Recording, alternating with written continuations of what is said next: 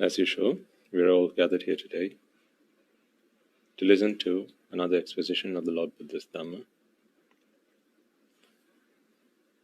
Before we commence the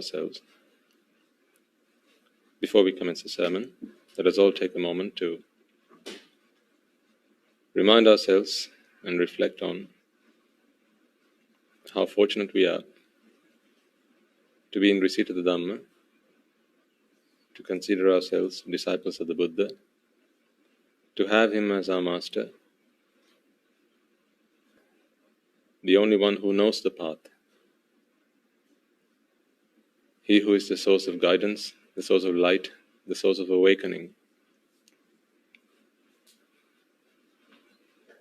the infinitely compassionate one, the infinitely merciful one, the most gracious one, the unequaled one, the unparalleled one,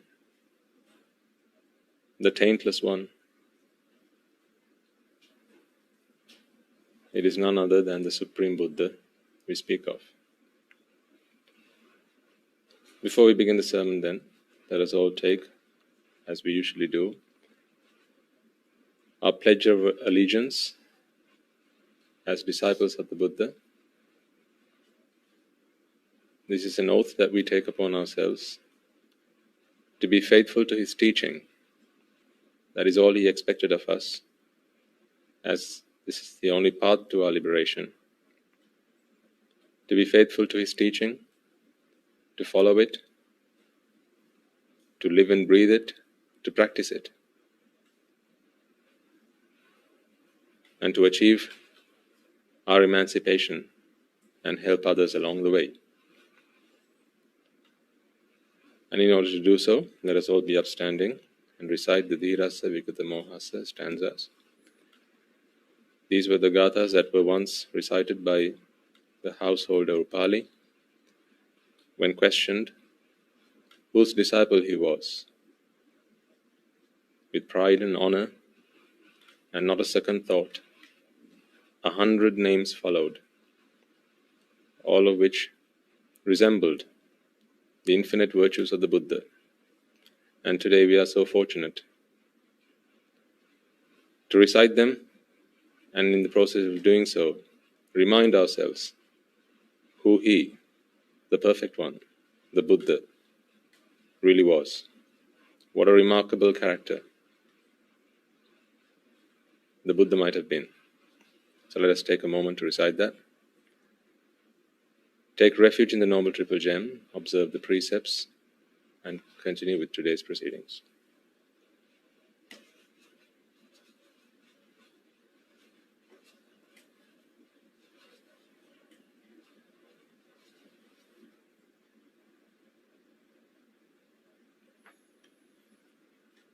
Dhirassa vigata mohassa abhinna khilassa vijita vijayassa anighassa susamachitassa buddhasilassa sadhupanyassa vesantarassa vimalassa bhagavato tassa savako hamasmi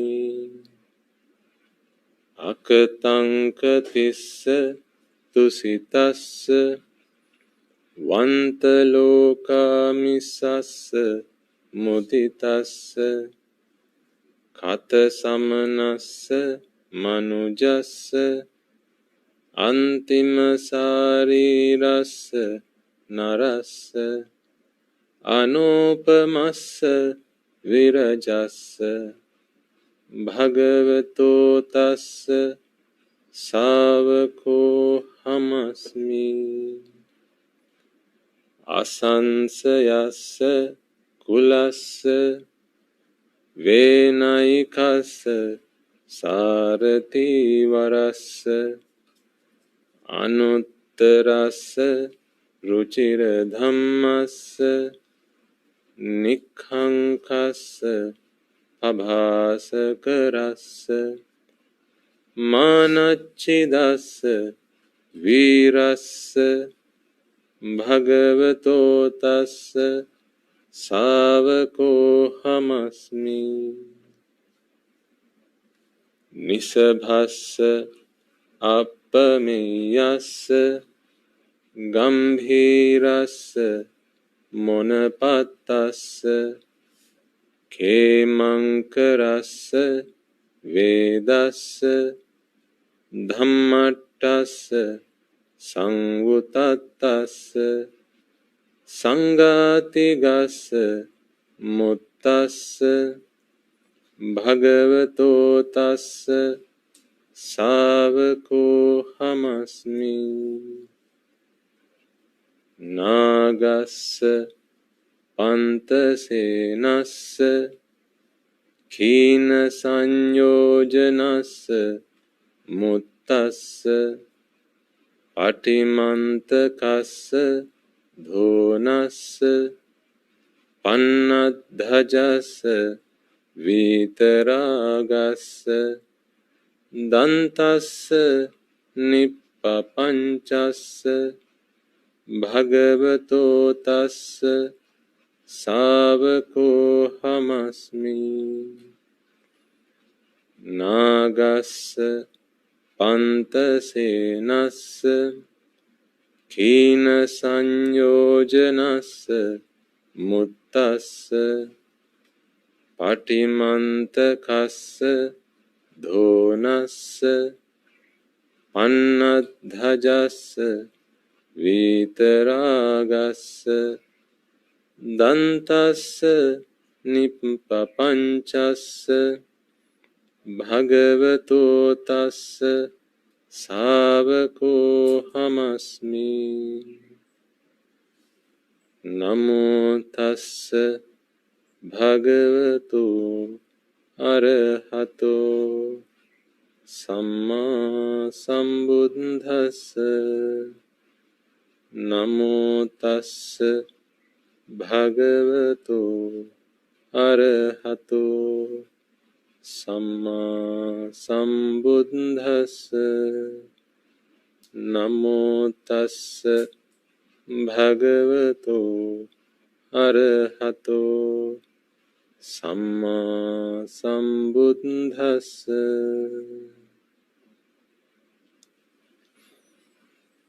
Please repeat all together and after me.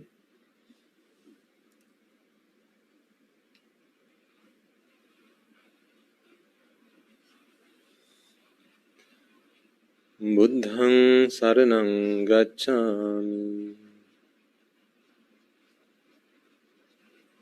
ධම්මං සරණං ගච්ඡාමි. සංඝං සරණං ගච්ඡාමි. ဒုတိယံ පි බුද්ධං සරණං ගච්ඡාමි. ဒုတိယံ පි ධම්මං සරණං ගච්ඡාමි. ဒုတိယံ පි සංඝං සරණං ගච්ඡාමි. တတိယံ පි බුද්ධං සරණං ගච්ඡාමි. တတိယံ පි ධම්මං සරණං ගච්ඡාමි. တတိယံ පි සංඝං සරණං ගච්ඡාමි. සරණාගමනං සම්පුන්නං පාණාතිපාතා වේරමණී සික්ඛාපදං සමාදියාමි. අදින්නාදාන වේරමණී සික්ඛාපදං සමාදියාමි.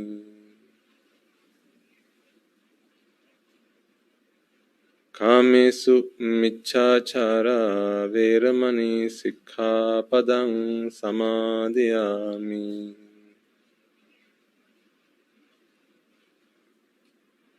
Musavada veramani sikkhapadang samadhiyami. Surameraya majjapama dattana veramani sikkhapadang samadhiyami.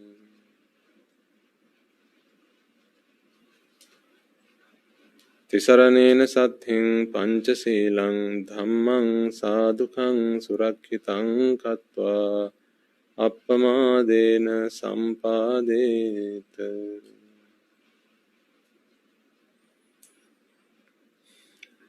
Okay, you may all now be seated.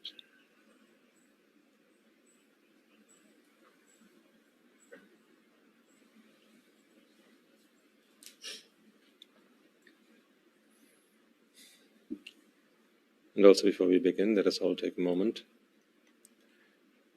to invite all those who can be here to do so.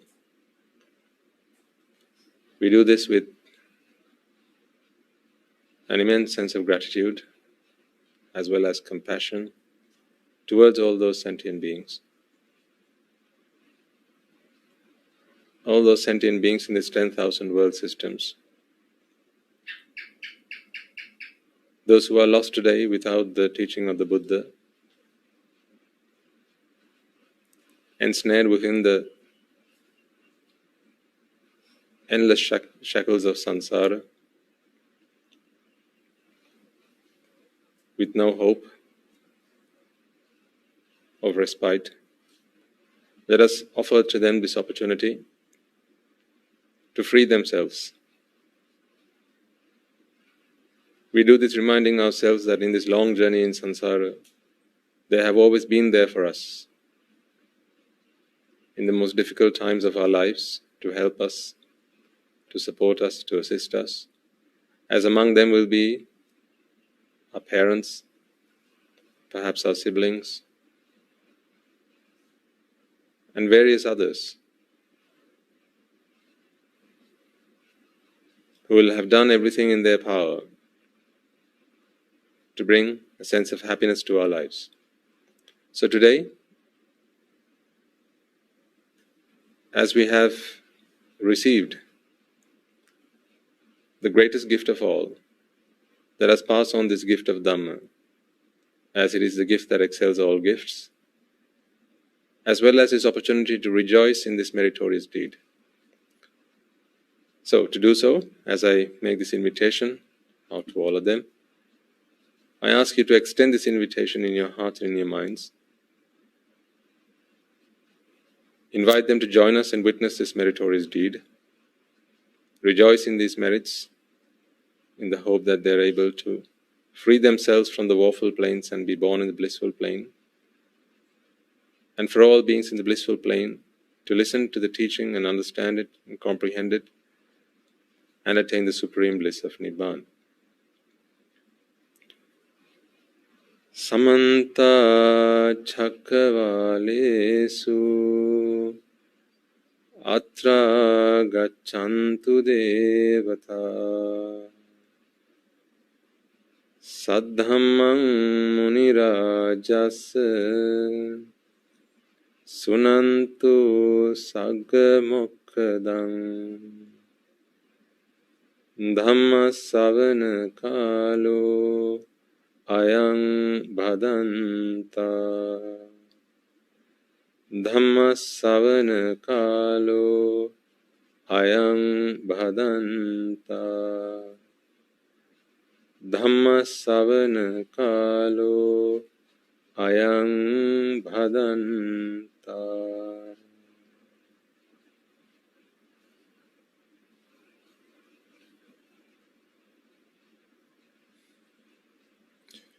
Okay. Let us also now take a moment to seek forgiveness from the Noble Ones for any misdoings, for anything that might have been said, done, or thought that would have been offensive, insulting, slanderous towards them. As the consequences of such actions, be they knowingly or unknowingly, Maybe that today, as we make efforts to achieve our salvation, those efforts are hindered, and it becomes incredibly difficult for us to achieve our ambition of Nibbana. So before we commence then, let us all take a moment to seek the forgiveness of the Noble Ones, from the Samma Sambuddhas, Sapacheka Buddhas, Arahata Buddhas, Anagami, Sakradagami, Sotapannas, be they on the path of having attained the fruits, as well as the Buddhist ministry, the Sambuddha Shasana, for any thoughts, words, or actions of revile, desecration, slander, or insult that we might have directed towards them either knowingly or unknowingly. May the Noble Ones forgive me once and for all. And as you take this time to reflect on this and seek that forgiveness, I remind you to make a firm resolve to never conduct yourself in that manner ever again.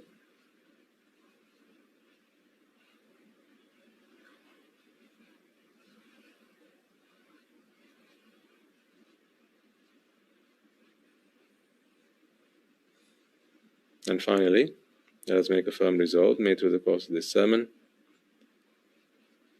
if gaps have thus far remained in my understanding, which have kept me from breaking free from the four great healths, understanding the Four Noble Truths, then may through the course of this sermon I be able to do so, and may such gaps be fulfilled, and I achieve awakening. For those who have already achieved that first noble state of Sotapanna, may through the course of this sermon you be able to fulfill the subsequent stages and attain the supreme bliss of Nibbana. And with that resolve in mind, I invite you all to prepare yourselves to listen to this sermon.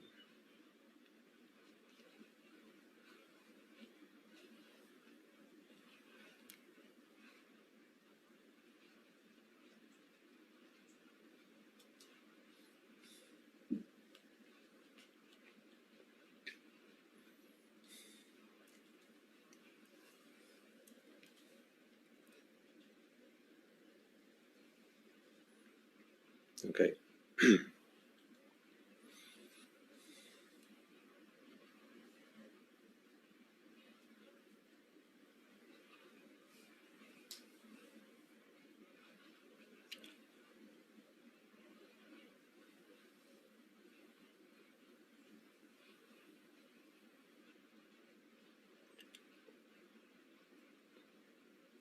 I do hope you've had a chance to go back and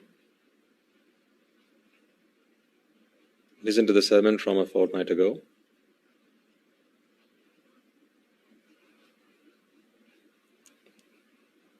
That was titled Ignorance, I think.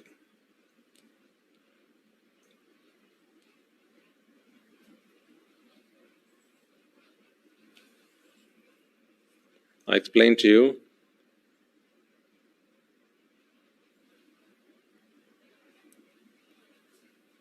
what ignorance was,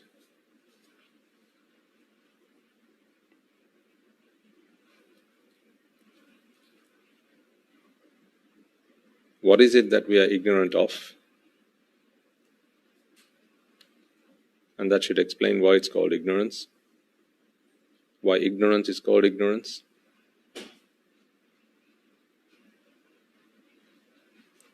What is it that we are ignorant of? So what does the Dhamma do?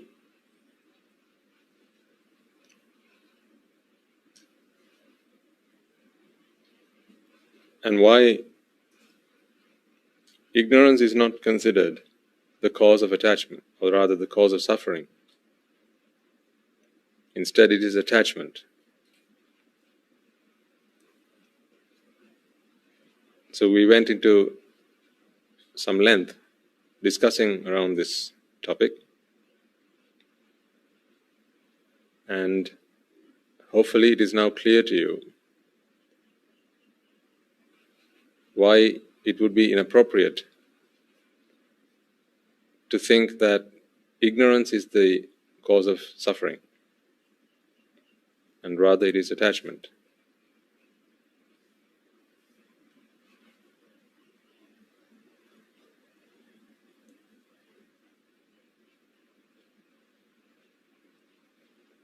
I promised you we will revisit that topic to help all come to a good understanding, because after all,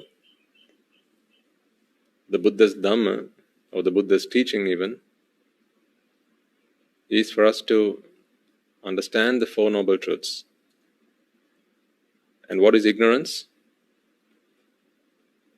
Ignorance is the ignorance of Four Noble Truths.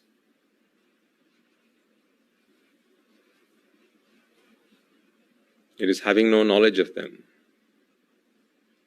having no insight into the Four Noble Truths. It is not knowing the truth. That is what we refer to as, quite simply, when we say someone is ignorant of something, we generally mean they are ignorant of the truth.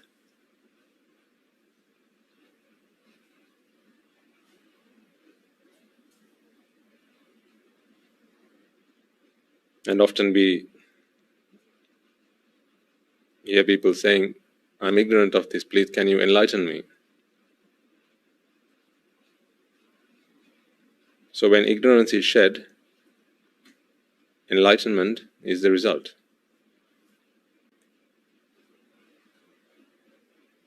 And this principle applies in the Dhamma. The Buddha's philosophy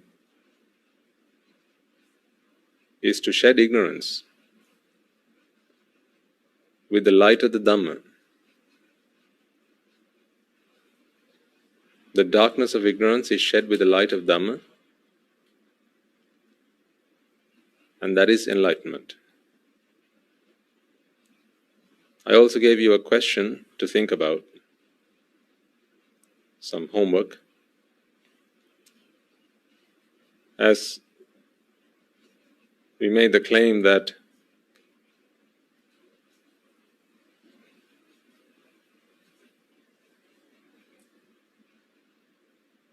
for as long as ignorance exists, attachment exists, and for as long as attachment exists, suffering exists. So we know this. And ignorance is the lack of knowledge, lack of understanding, lack of comprehension even. I like to use the word comprehension. So when we comprehend something, we have gained full understanding of it. In other words, the application of this new knowledge can be done by ourselves.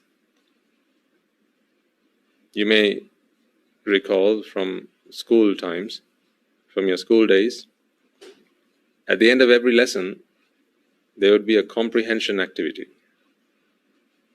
In your textbooks, you may remember this.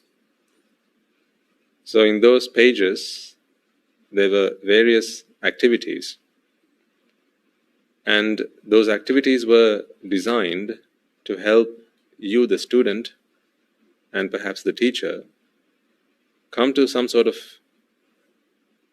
or gauge at least, to gauge to what degree you are now able to apply the concepts you have learnt in the lesson by yourself. So that was the purpose of having those comprehension exercises. Have you comprehended something?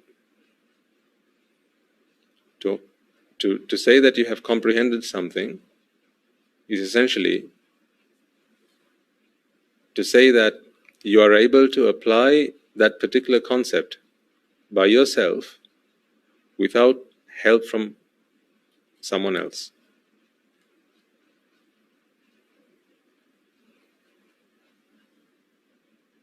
So when you have comprehension of the Dhamma, then you are free of ignorance. Meaning, you are able to apply the Dhamma, you are able to apply the truth, the Four Noble Truths, by yourself, without help from another. So that is why the first level of comprehension is what is referred to as the state of stream enterer or sotapanna. That is the first level of comprehension. rather than the first. So there are no levels of understanding as such in the Buddhist teachings. You can understand most things. For that, you just need the ability to reason and logic, and really to understand language and perhaps concepts. So, skilled with those things, people can usually make sense of the Dhamma. But comprehension is something that happens with wisdom. Even someone without the faculty of wisdom can still understand the Dhamma. They can understand the mechanics of the Dhamma, the workings of it. But to comprehend the Dhamma, you absolutely need the faculty of wisdom. And the faculty of wisdom is bestowed upon one through the power of previous merits. And hence why we emphasize the importance of merits. When one has that faculty of wisdom, then they are able to comprehend the Dhamma, the Four Noble Truths, and thus they are able to apply the teaching of the Buddha by oneself without help from others. Of course, it has to be first learnt from someone. So it has to be taught by someone who is the Buddha or a disciple of the Buddha. But when equipped with the faculty of wisdom, you are able to borrow an analogy, install it within yourself.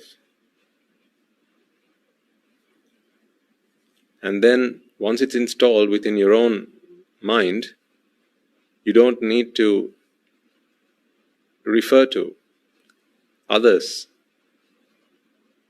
to execute this process. It can all be done within your own mental capacity. So that is what comprehension is. Now, the comprehension of the Four Noble Truths is what we are striving for. And it's not possible to say when it happens in a person's life. So just because you don't get it the first time doesn't mean you're not destined to understand and comprehend it. You can't make that judgment. Only a Buddha could make that judgment. A Buddha could almost look at you, and through his supernatural powers, he would be able to assess whether you are someone who is capable of comprehending the Dhamma in this birth, and if in this birth, when it would happen. So if he realized that it was not going to happen today and it's going to happen in a year's time, then most of the time he wouldn't bother. He wouldn't bother trying to preach the Dhamma to you. He would wait until the right moment. But anyone this side of a Supreme Buddha does not have this ability. So we always hope for the best and, I suppose, give it our best shot. And we must all be like that, both those who preach and those who heed. So comprehension is what we are after, and the comprehension of the Four Noble Truths. Now the question I posed to you a couple of weeks ago was, if ignorance is the lack of knowledge, that it is attachment that causes suffering, and suffering is caused by attachment.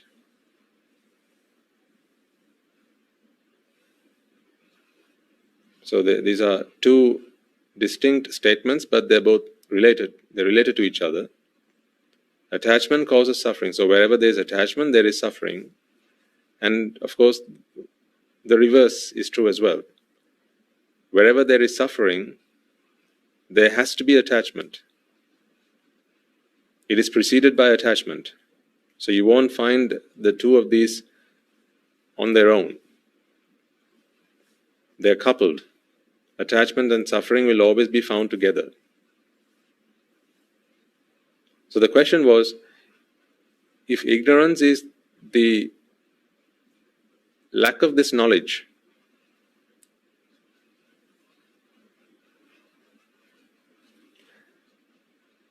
then someone who has gained this knowledge, so the first stage of attainment, or the first stage of comprehending this knowledge, is the state of Sotapanna, right?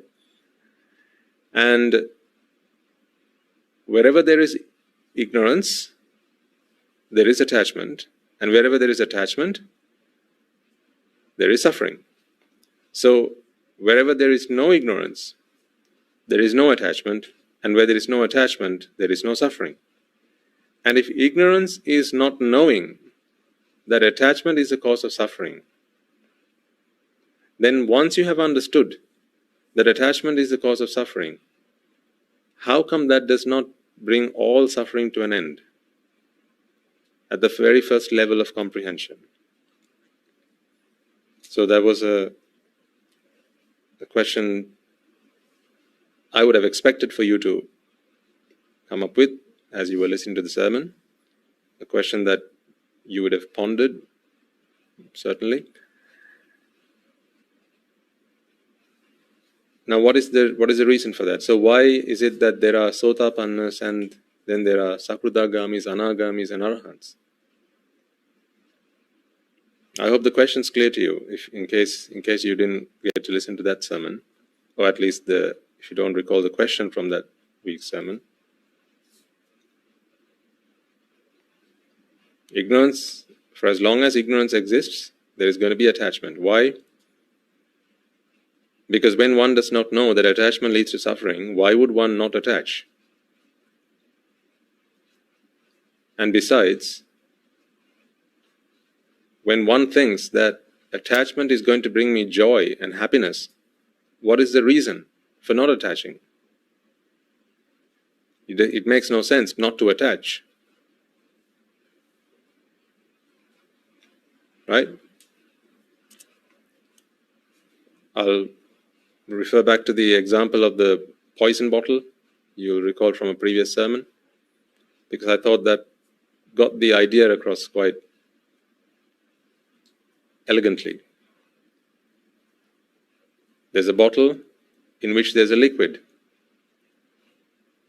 You have it in your possession. Now, it would be unreasonable to expect for you to have any reason or any need to throw away the contents of this bottle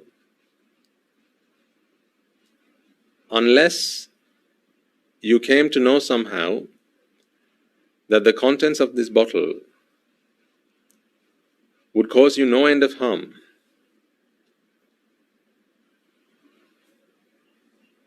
That it is harmful to you. Right? To further explain that, let's imagine you were of the assumption that the contents of the bottle were harmless. Let's say you thought it was water.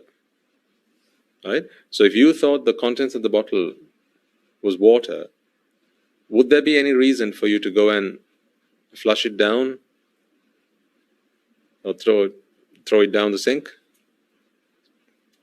No, because your understanding of water is that it is harmless, and not only that, it's actually something that is quite useful. So water is a harmless substance, generally speaking. All sorts of damage can come from water, but I'm talking about generally speaking. Right? So if you thought that the contents of the bottle was water, then there would be no reason for you to go and discard the contents of the bottle. Now, say someone comes along to you. Someone comes along and says, "Hey, mister, the contents of that bottle, it's not water." Right? So they tell you it's not water. now I ask you the question, would you now go and throw it?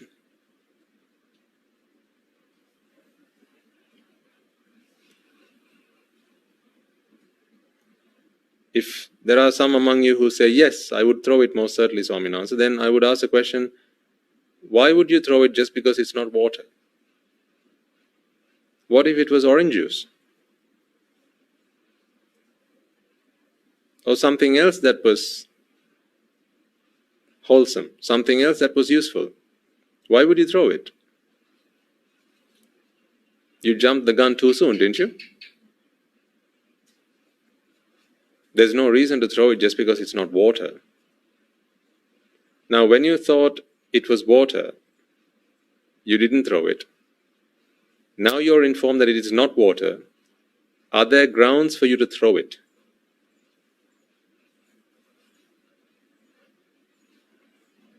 No, the answer is no.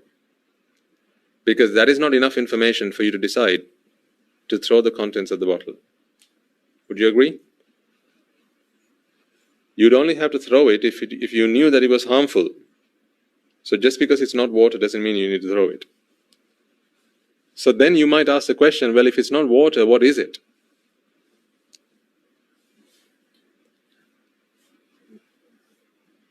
And then if the answer came back, well, it's actually poison. Now you have enough information to decide that it is something that has to be thrown away. So now you can see three stages here. The first stage was you mistook it for something else. Now it was poison in the bottle all along. Okay, so that has not changed. It was poison in the bottle all along. What has changed is your take on it. So how you perceived it. In the first situation, your perception was that it was water. Did you throw it? The answer is no. Second scenario, it was informed to you that it was not water, but you did not have an idea of, you had no idea as to what it was. So that was not enough information for you to throw it away. So situation or scenario number 2, again, do you throw it? No.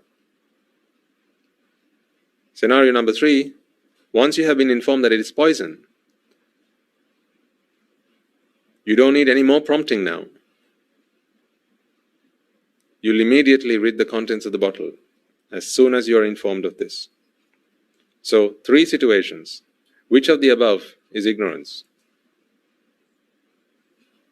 Is it 1? Number 2? Number 3? All 3 of them? 1 and 2? 1 and 3? 2 and 3? What do you think?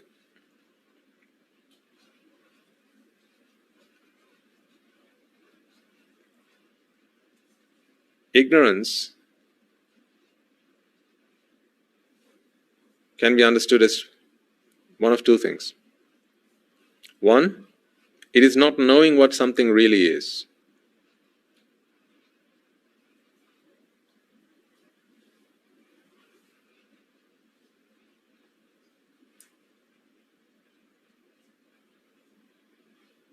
Actually, that sums up the whole of it. Not knowing what something really is.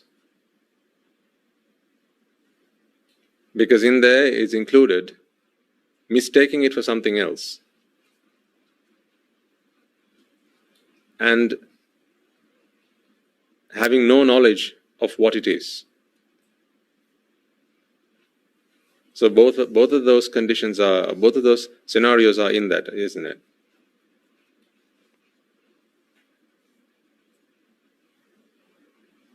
Mistaking it for what it really is. You can either think of it as being something entirely different, or you could be, well, the word is ignorant. You could be ignorant as to what it is. And so you have no preconception of what it is. You're just blank, right? I have no idea what it could be. Please can you tell me?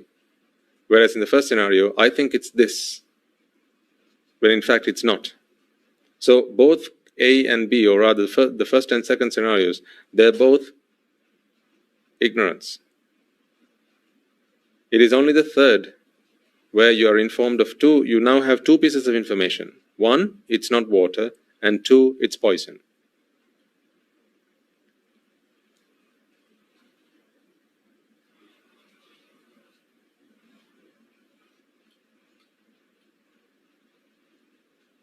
In a moment, you'll realize that this is what the Buddha referred to when he spoke of anicca, dukkha, and anatta.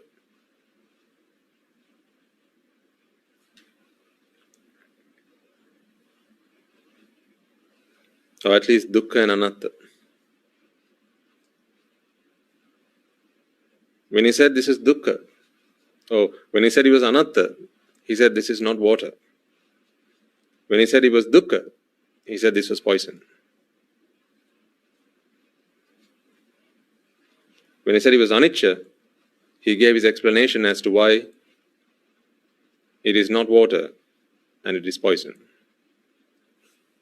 So in those three words, the entirety of Buddhist philosophy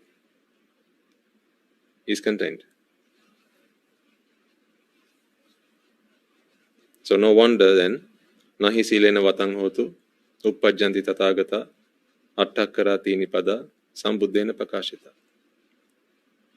Buddhas come into this world to preach these three words. 8 syllables, 3 words. Anicca, dukkha, and anatta. In these 3 words is encapsulated the entirety of the condition that sentient beings suffer from, the reason for it, and the comprehension which will lead them to free themselves from it. I'll explain to you again. Take it in your own pace. There's no rush. Because after all, the whole purpose of all of this is to comprehend anicca, dukkha, and anatta.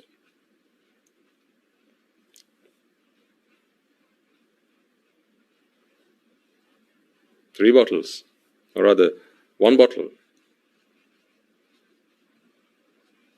One bottle and a question. Question is, there is some liquid in this bottle. Would you throw it away?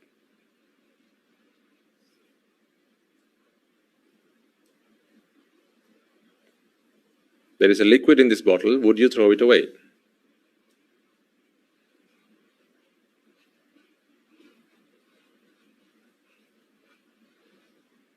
What information do you need to make this decision? Now just think about it. Say there's an unlabeled bottle in your pantry in the kitchen, right? One day you just walk into your kitchen and open one of the cupboards, and in there you see a bottle, unlabeled, not black labeled, unlabeled. What would you do with it? So here's what we'd normally do, right? Normally you'd pick up the bottle and you'd see if there was anything inside it, right? And if you realize that there was some kind of liquid in it, now what would you do next? Normally what you'd do is you'd open the lid, wouldn't you? And you'd take a sniff.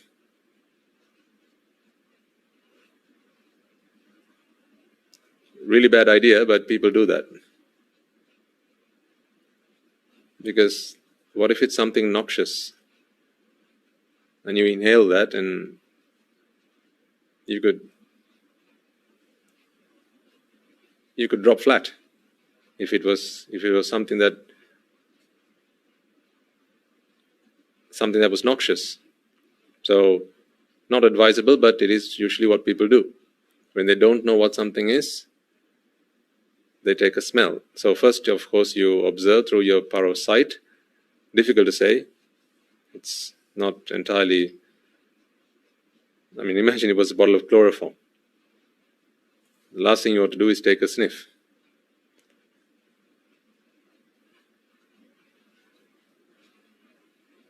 So first you try and have a look at it and see if you can make any decision as to what the contents of the bottle is. Failing that, you then, there's no sound going to come from the bottle. So next you move on to your next sense organ, your trusted sense organs, to give you information about the outside world. So your nose volunteers, right? Sniff in the bottle, and then usually that's a reasonable.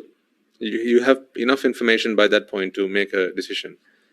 Very seldom would you have to, failing that, maybe pour some of that liquid out, and sometimes you might touch it and see what it does. Or I know some people who will even put some of it in their mouth and see if it's really safe, but then realize it was too late to do that. So in the same example, think about this, right? So there's a bottle, there's some liquid in it, and how would you decide to throw it away? What piece of information would you need? Let's say you couldn't touch it, you couldn't smell it, you couldn't do anything like that. You're going to have to refer to people who know about this. Someone comes along and says, in that bottle, I know is water. Would you throw the bottle? Or would you throw the contents of the bottle if it was water? It's pure water. You can normally normal pure water which you can consume. So there'd be no reason to throw it away. Someone else comes and says, well, actually no, it's not water. The first guy got it wrong. It's not water. Would you throw it away now? No. Why? That's not enough information for you to decide to throw it away. Just because it's not water doesn't mean it could be something else that could be useful. There are lots of other things there are a lot of liquids that are not water and yet can be equally useful. It could be some vinegar, for instance. So why would you throw it away? And then another person comes and says, hey, it's not only is it not water. Now think about that. Not only is it not water, it is poison. Now think about what I've just said there. Not only is it not water, it is poison. Now you'd throw it away, wouldn't you?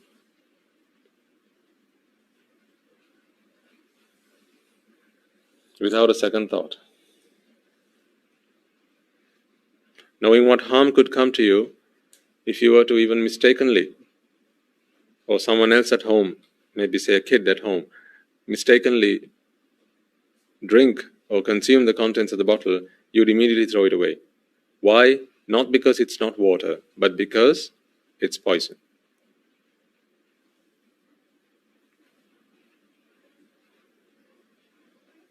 This is the same principle the Buddha employs when he talks about anicca, dukkha and anatta.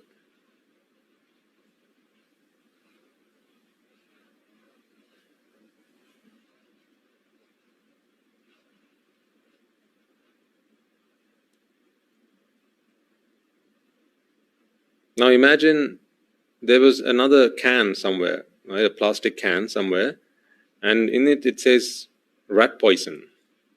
So there's a label on the can. It says rat poison. And someone says, so you ask, how is it you say that this is poison? Well, I say it's poison because it came from that can over there, and it smells the same. It looks the same. It smells the same. It's the same color. Let's imagine it's got some color. So say it says a reddish pink color. Okay, so it's got the same color and it smells the same. Now they'd say because it came from that can, it smells the same. It looks the same. that has got to be a rat poison. So it's poison. I wouldn't drink it if I were you. I'd throw it away.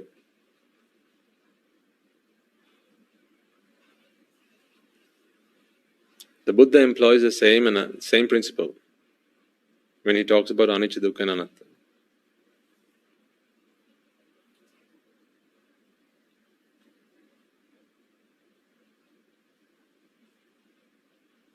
Now, before I go into there, let me just make sure that we've got an answer to the question that we left you with.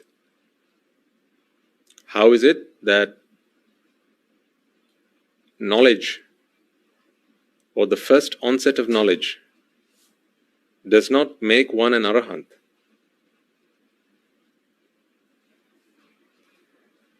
Well, the reason for that is, it is knowledge, or it is ignorance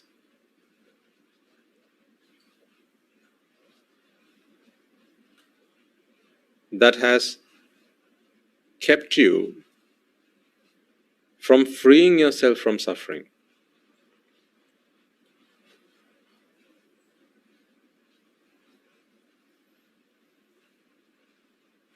The more you see it as it is, the more you let go of it.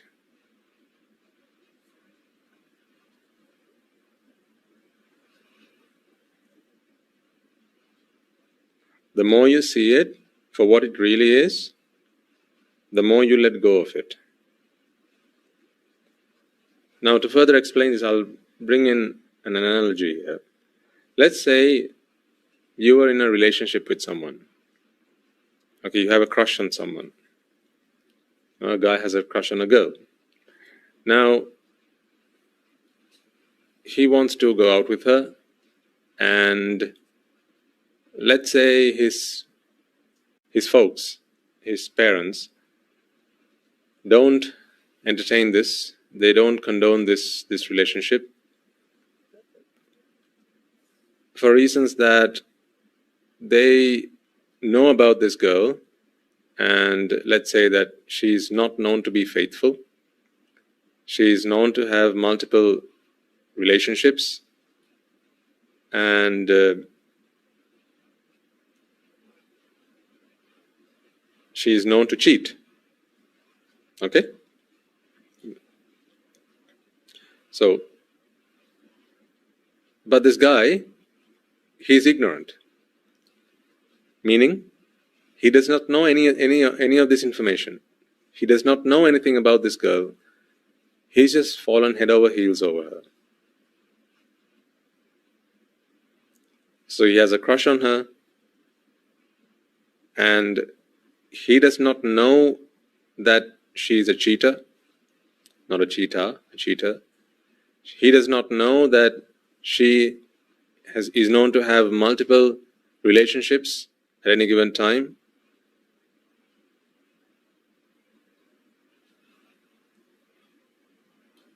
And that she has broken many a heart. So he does not know any of this. So he thinks she's very faithful, she's very loyal, and he wants her as a soulmate. But this is because he does not know.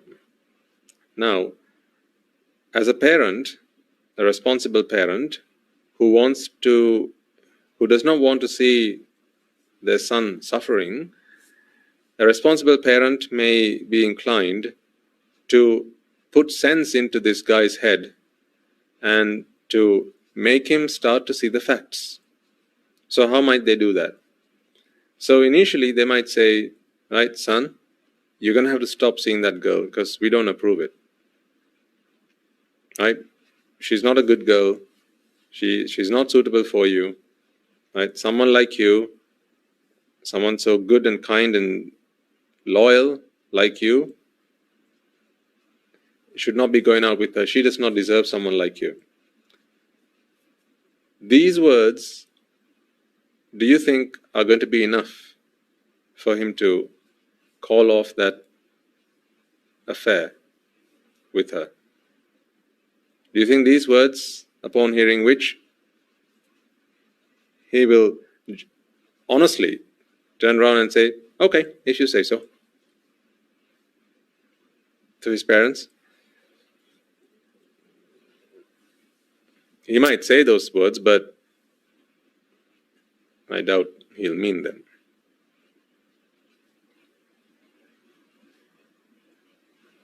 Right? So any parent, any sensible parent must understand that attachment is caused by ignorance. And it was not the ignorance of the parents disliking the child. It was not the ignorance of the parents liking the child, the girl, that got the boy to attach to the girl in the first place. Let me explain that further. The reason the boy got into a crush with this, started to have a crush on this girl, is not because he thought his parents would approve of her. That is not why he started to have a crush on this girl. That would have been an afterthought, perhaps. To console himself, he would probably have thought to himself, good girl like this, I'm sure my parents will also approve. But that was an afterthought. It was the first impression. The way she looked at him, the way she smiled at him, her furtive glances, the hair, the wink, how she smelled.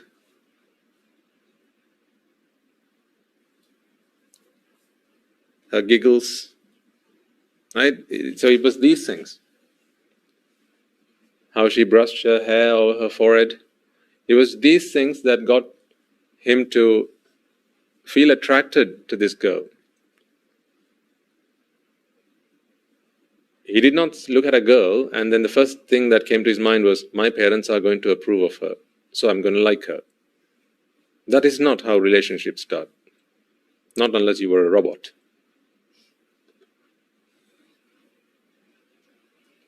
Whether my parents will approve or disapprove is almost certainly an afterthought.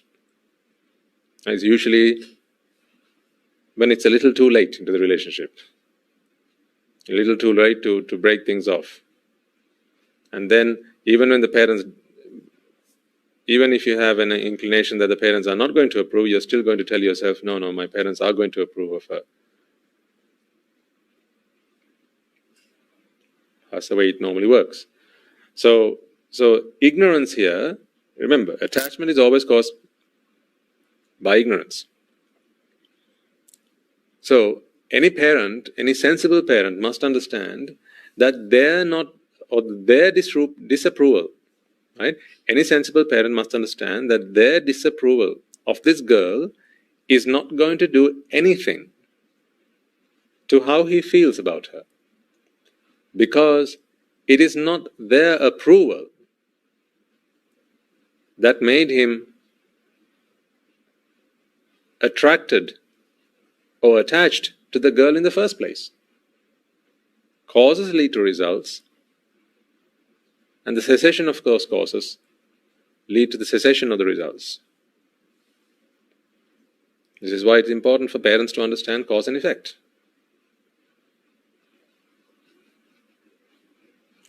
So, tell me then, for a guy who's seen a girl and he's mesmerized, and all he can think of is how she looked at him, her smile, her long hair, her cheeks, her eyebrows, right, and the rest of it. Why would a guy who's attracted to the physical characteristics, let's say, of this girl, what would be the reason for him to completely and entirely forget her and drop the whole case just because the parents come and say, we don't approve? Because their approval was not the cause that led to him being attached to the girl. So if you take away an unrelated cause, in which case it's not a cause. If you take away something unrelated, that's not going to have any effect on the result. So here's where we always emphasize that Dhamma is the only place where you can have any sort of assurance that your children will not fall for the wrong kind. What's the wrong kind? Any kind. Any sort of attachment leads to suffering. Now you see, if the child your son is attracted to her looks and they listen to the Dhamma, then they'll know that attractiveness, this thing that they call beauty, is only relief from vexation. With that understanding, now the parents no longer need to come and say, we disapprove of it. Because they would not be attracted or attached to it in the first place. Even if they were attracted, they'd still know this attraction is merely something very superficial. This attraction is a hallucination. I'm attracted to a hallucination.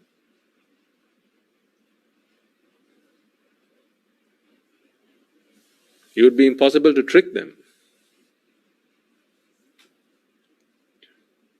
Right? So,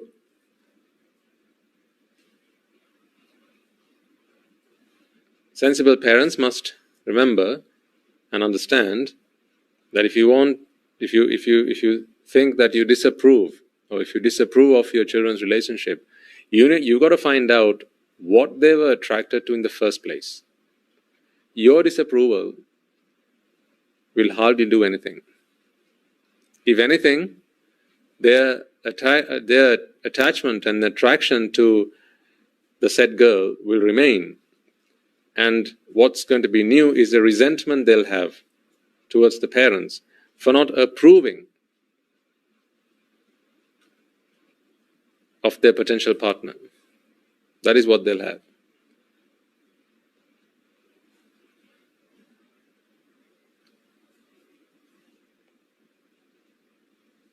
So you need to work on the causes.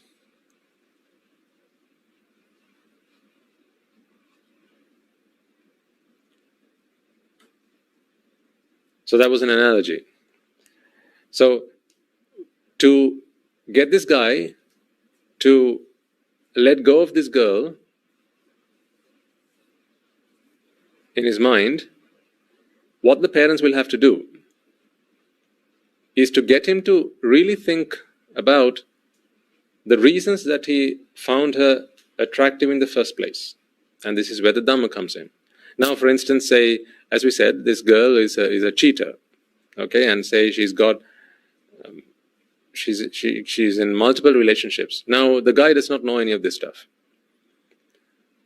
Rather than saying, we disapprove of this girl, don't you think it would be better to bring facts to prove to the guy, to this child, that she's a cheater? So, for instance, you could take your son, and drive him somewhere that you know the girl's going to be with someone else, and say, see, son, look over there. What did I say? Right? She's holding his hand. Was that what you expected from her? You thought she was loyal. Why is she holding his hand? Well, she's probably helping him cross the street, the son might say. What? That 20-year-old? Yes, because she's ever so kind. Okay, then why is she now hugging him? Maybe he's got the chills and she's trying to keep him warm. Okay, then why is she kissing him now? Or maybe she's giving him CPR. What? Stood up? Eventually he's going to have to admit that he was tricked. So, if he is someone who values loyalty, And that was one of the main reasons why he fell for her. Now you see, ignorance will be shed the moment you shine light on the situation. Right? Only the truth can shed ignorance. Your disapproval, without any of the facts, is hardly going to do anything to him. You could say all day, night and long, Fatah, I think she's a cheater. No, you'd say that, wouldn't you? Because you just want me to break off. You want me to break off with her. You'd say that, wouldn't you? So they'll come up with all sorts of excuses and reasons. Because the mind is like that. When you want something, you'll come up with all sorts of excuses. And equally, when you don't want something, you'll come up with all sorts of excuses. Both to do and both not to do. And not to do. That's the nature of the mind. Never wants to suffer. Always want to be happy, the way it understands it. So, rather than trying to talk to him and tell him about your disapproval, how much more effective is it to take him down the street, take him downtown, and show him this girl that he has a crush on, holding hands with another guy, hugging him, kissing him, cuddling him, and so on. Then he'll come to his senses, won't he? Why? Now you're hitting ignorance with the truth. Because it is the raw truth, the bare facts. Now you can't deny them. Because he has seen it. And that's all you need to do. Once you've done that, you don't need any more evidence. You don't need any more persuasion. Because the truth has been shed on the situation. Now, likewise, so that was an analogy. Likewise, in order for you to let go of something, why are we talking about letting go? Because attachment causes suffering. That we know, right? Attachment causes suffering. We're not trying to prove that point here because we already understand that. And we have seen that before. So here we are talking about the connection between ignorance and attachment.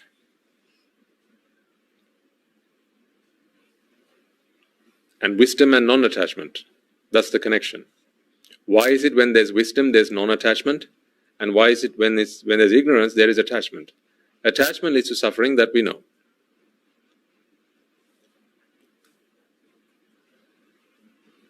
So the only way that attachment can cease is when the facts have been brought to light.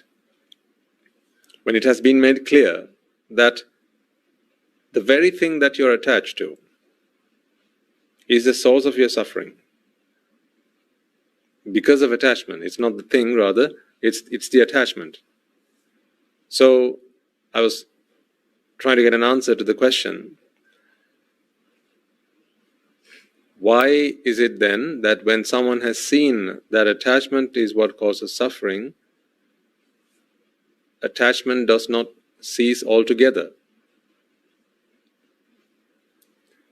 Now, going back to the case of the girl and the boy, right, your son who had this crush on the girl, between you talking about your disapproval and you taking him in your car and showing him how this girl is a cheater, various things would have happened in between.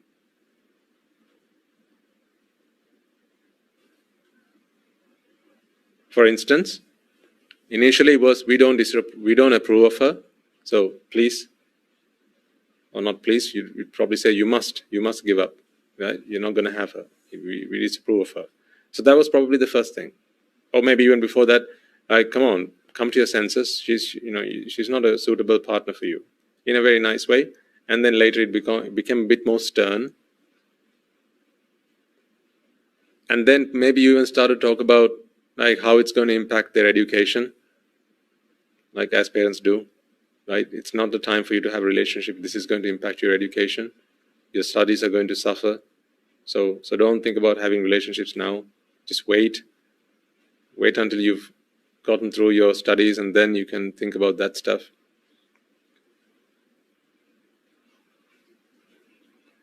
Right? Various things would have happened in between.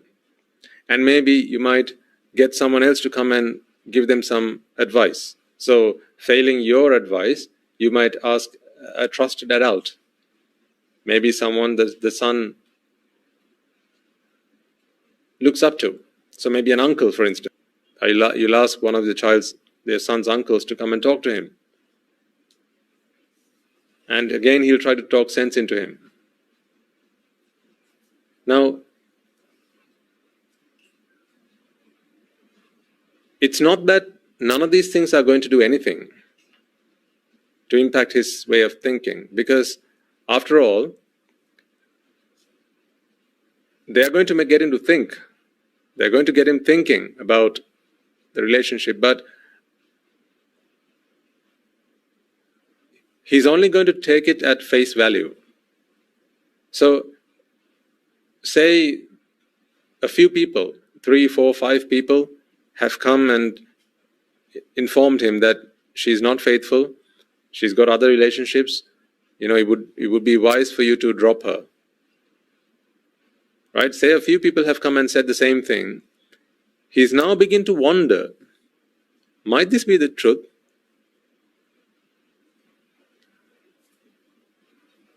Might this be the truth?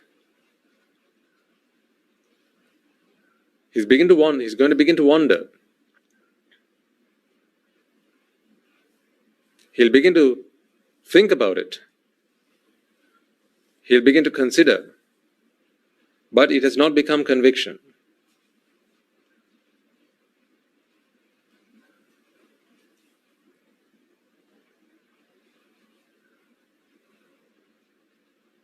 The point where he totally gets it without a shadow of a doubt is when he has seen it for himself in its entirety. Up until then, there might have been the odd slips. So for instance, maybe when he was with her, her phone rang, right? So the boy was with the girl and her phone rang, and it was from a friend that you weren't expecting. And maybe as soon as the phone rang, she immediately switched it on silent or turned the phone face side down. And when asked, do you need to take that call? And she said, no, it's nothing, let's not worry about it. And perhaps when you asked, who was it? No, it's no one important. Maybe you got some evasive answers like that. Now, all of these things are going to make you suspicious. They're going to make you suspicious, but not enough to entirely drop the case.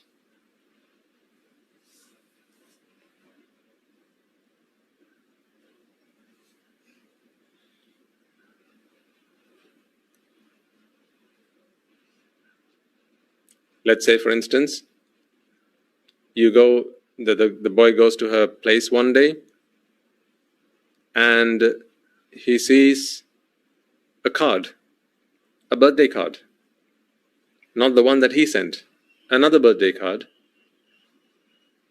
And in the card, so he just picks up the card when the girl's not around. He picks up the card, and in the card it says, "Happy birthday, my lovey.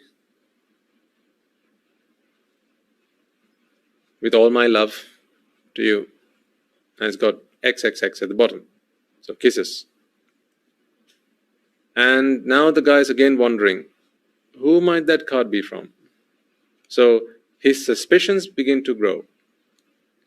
But still, it's not enough for him to entirely drop the case. In fact, the girl might come back into the room and immediately he'll just put the card away and give her a hug again. But in the back of his mind, he's now suspicious. Suspicions are growing.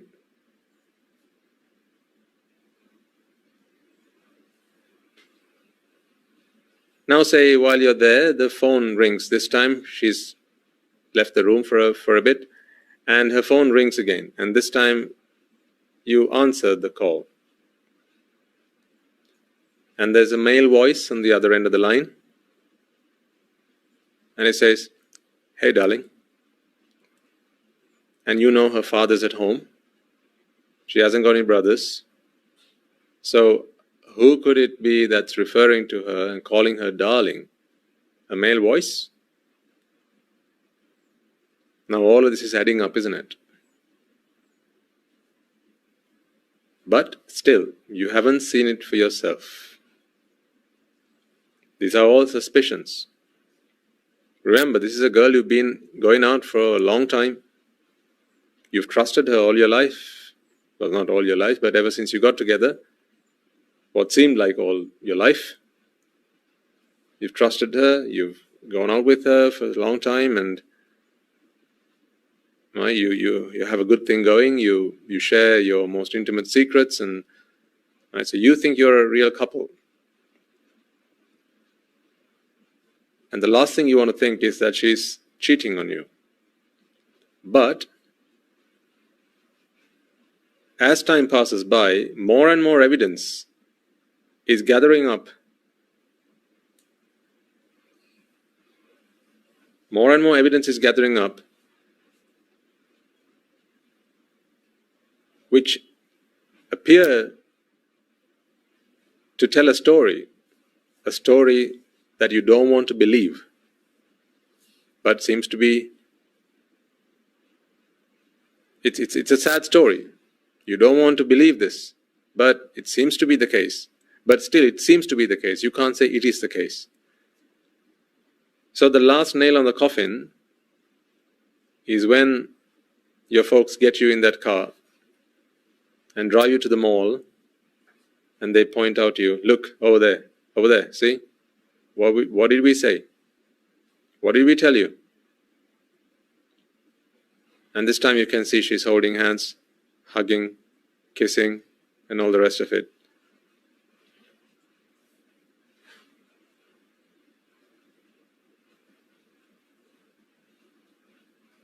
And now, with conviction,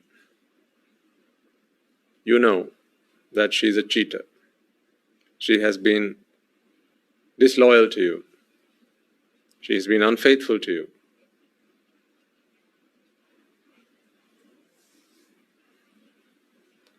So from here on, you don't need to be given any further evidence because you have seen it entirely. From here on, it is not a belief that you have. It is not through faith. It is not a suspicion that you have that she's a cheater.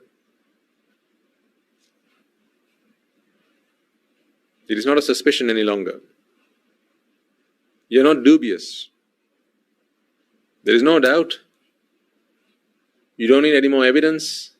You don't need anyone to convince you any further, because it is convinced. The more of it you have seen, the more you have moved to that ultimate conclusion. And during this period, right, when all those events took place in your life, right from that very first disapproval that came from your parents, so now I'm talking about from the perspective of the son, right from when you first got that disapproval from the parents to until you got to see the girl holding hands and hugging and kissing this other guy, all those events in between, right, they did have an effect. However small it might have been, they did have an effect on you. And your feelings towards her, they started to subdue. They started to diminish. You didn't feel as strongly about her. Your love was unfathomable to begin with. But then the more evidence that started coming your way, you didn't feel as fiercely about her. Your passion started to disappear. Slowly you became dispassionate. until the last piece of evidence came in.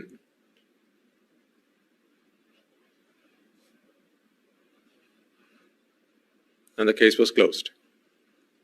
But no longer do you need conviction, no longer do you need to be convinced, no longer do you need evidence, because the case has been proved.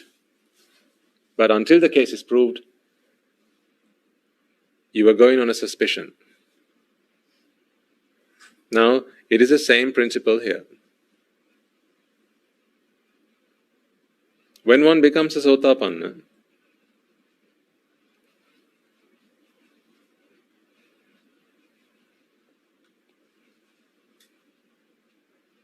they get a glimpse of the truth.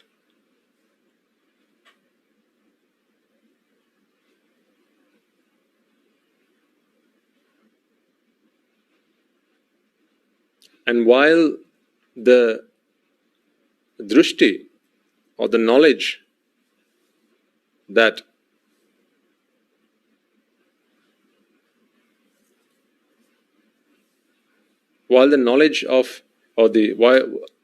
the wrong knowledge, right? If samma ditthi can be considered right knowledge, then miccha ditthi, wrong knowledge.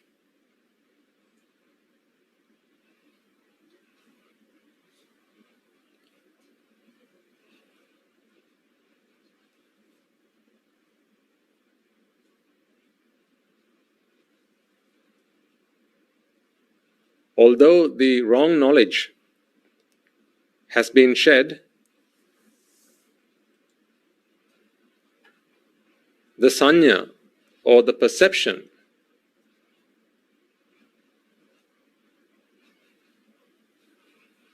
of that which is suffering still remains as that which is pleasurable.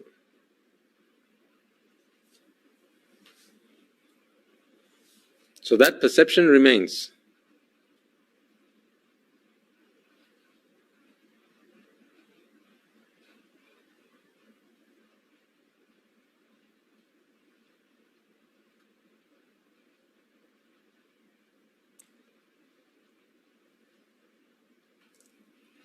So this is why when you talk about the Noble Eightfold Path, when one begins with, you'll have seen the Noble Eightfold Path as it takes the shape of a circle. Right? So with a circle, there's no start or an end in a circle. Of course, it starts at samma ditthi. There is no question about that. But once it starts there, the circle spins continuously. From samma ditthi to samma sankappa, vacha, kammanta, and so on, to samma samadhi, and then back to samma ditthi.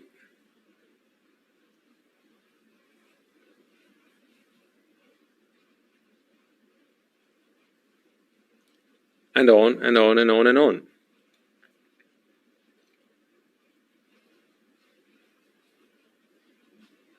With every turn of this circle, with every turn of the wheel, with every passage of the Noble Eightfold Path,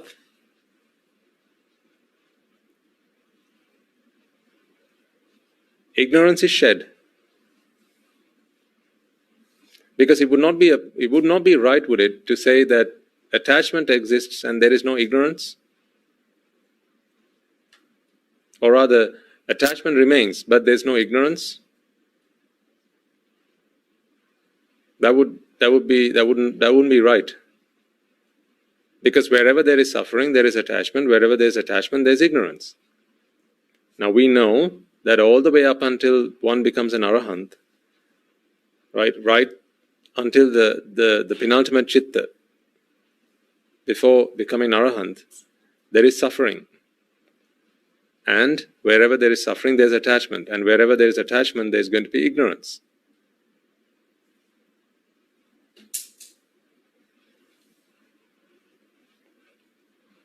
So it would not be appropriate to say that all of ignorance in its entirety has been shed right at the point of someone becoming a Sotapanna.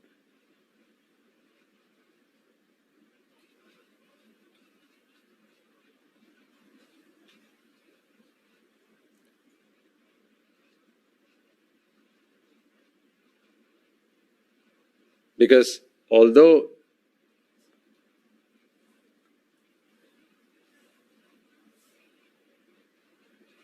their ditti, or what they saw up until this point as pleasure, they now begin to see as suffering.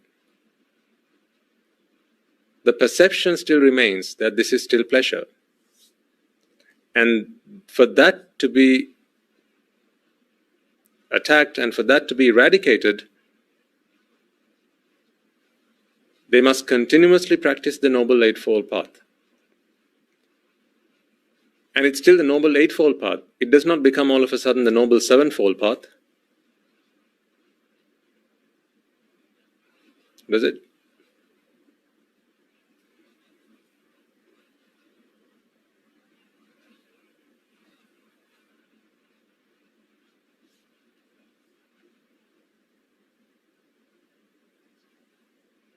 So this is why, with every turn of the wheel, ignorance is shed, and this time through conviction. Now, the difference between, of course, a Sotapanna moving along the path and to becoming a Sakruddhagami and a Pruthakjana moving on to become a Sotapanna is that this knowledge which comes to attack ignorance, it's the source of it, whether it comes from the outside or whether it comes from the inside. As I said, a Sotapanna is someone who has this knowledge installed within their minds. So it is the knowledge that they have, that they possess now, which continues to turn this wheel. So this wheel is now self-turning. Whereas moving from a Pruthakjana to Sotapanna, that needed to be triggered from the outside through the association of a Kalyanamitta.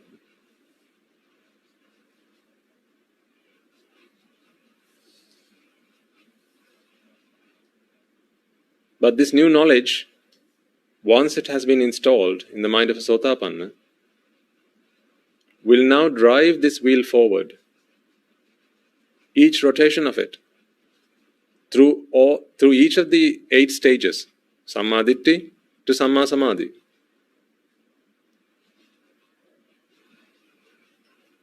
Continuously,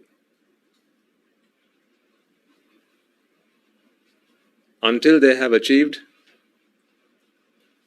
Arahathood. And with each turning of the wheel, that much ignorance is shed. And with that much of ignorance shed, that much of attachment is shed.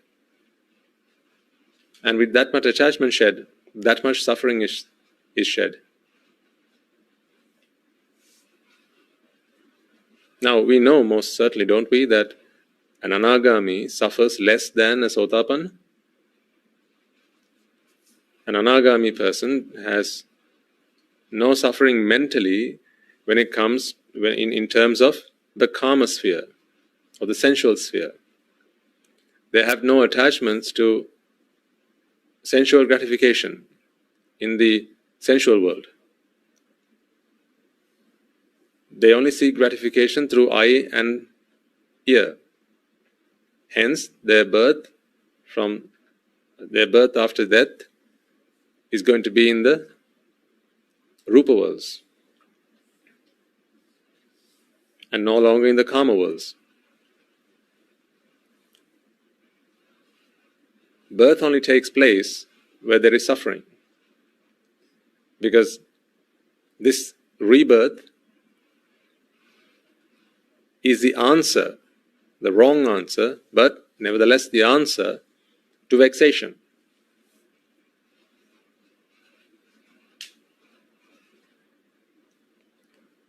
So, if we are to take that there is the moment Sammaditthi arises in the mind, the moment knowledge arises in the mind, then one must become an arahant, then we must also accept that there is no difference between a Sotapanna and an Anagami. That would be untrue. The amount that an Anagami suffers is much less than a Sotapanna. The amount that a Sakrodagami suffers is much less than a Sotapanna. So, if suffering is the result of attachment, and attachment is caused by ignorance, then does that not show us and prove to us that the amount of ignorance in this mind has reduced from Sotapanna moving forward and on to Sakrodagami, Anagami, and eventually to Arahant. So what is it that happens at the stage of Arahathood then? So that is the final turn of the wheel.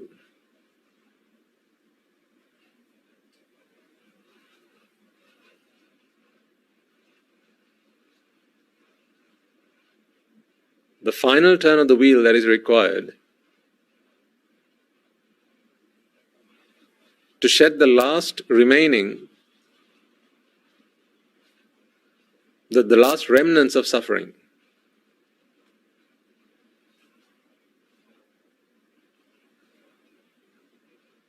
And again that happens through Sammaditthi.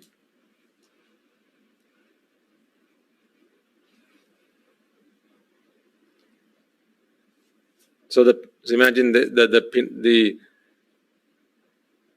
last turn of the Noble Eightfold, the wheel that cleanses one's mind, right? The last turn of the wheel that cleanses the mind, this is moving from Anagami to Arahant. That turn of the wheel is triggered by Samma Samadhi of the previous rotation, which is the close association of the mind with the Dhamma. And when the mind is closely associating the Dhamma, then the next thing that needs to happen is Sammaditthi again. It becomes even more clear. A good way of explaining that perhaps would be like the sunrise. At dawn or at daybreak, things begin to appear. That which was in darkness, pitch black darkness, begin to appear, but only ever so vaguely. You can just about make out that there's something ahead of you, but not quite what it is. And then as the sun rises, more and more light is shed. And with that much more light, more and more darkness is shed. So the more light, the less darkness. Now, of course, we understand that once light is shed, there is nothing you need to do to rid the darkness, because that is a direct result of light. You don't need to shed the darkness.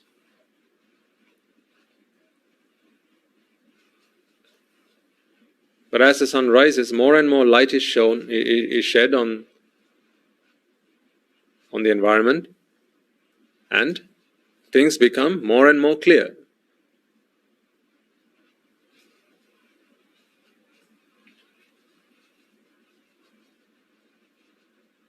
Until at one point, there is all the light that can be shed, and any more light is not going to make things any less dark. Because that is it. You have seen it all. So at 12 noon, when the sun is at its brightest, that is it. That is as bright as it is going to be, and no more darkness. I'm not talking about shadows here, you understand. Something that is out in the open. No more light can be shed on it. So all darkness in its entirety has dissipated. Or another simile you could think of is a torch, for instance. Imagine a torch with multiple settings of brightness. So when you first switch it on, you can see something, you can see things ahead of you, but there's still darkness around. But you can just about make your way. If you move it up a notch, then there's more light. And with more light, you can make out more of your surroundings.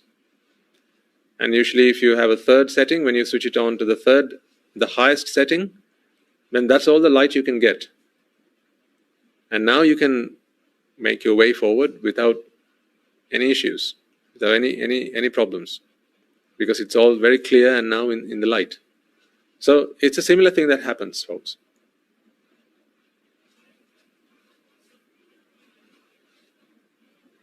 Switching on that torch for the first time requires understanding of how to switch the torch on and why there is darkness. There is darkness because the torch has not been switched on. That is why there is darkness. See, again, you don't need to do anything additional to switching on the light to remove the darkness, do you? Once you switched on the torch, is there anything else you need to do to take away the darkness? Like, do you need to carry some sacks with you and pack all the darkness in it and take it away with you, in addition to switching on the torch? No, that is not necessary. So if you had a torch in your hand, the only reason that you're in darkness is because you don't know you need to switch on the torch. Now, the moment you have this knowledge, then immediately you're going to switch on the torch. That is like the state of Sotavanna. But there is still areas that remain in darkness. Not all is clear. Not everything is clear in its entirety.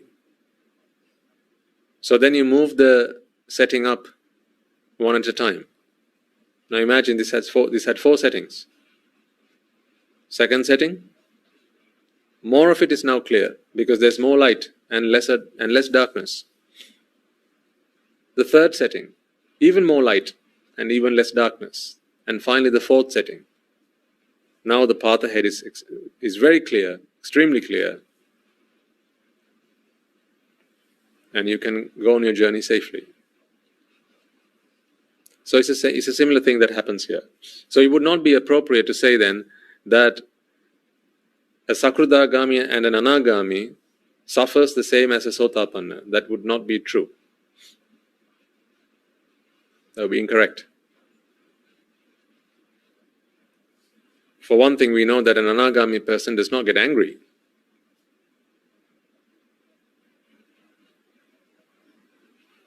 Anger and hatred are not emotions that they feel. So isn't anger a venting of vexation and suffering? So most certainly a transformation has happened in that mind. So, and the transformation that we can think of is nothing other than less suffering than before.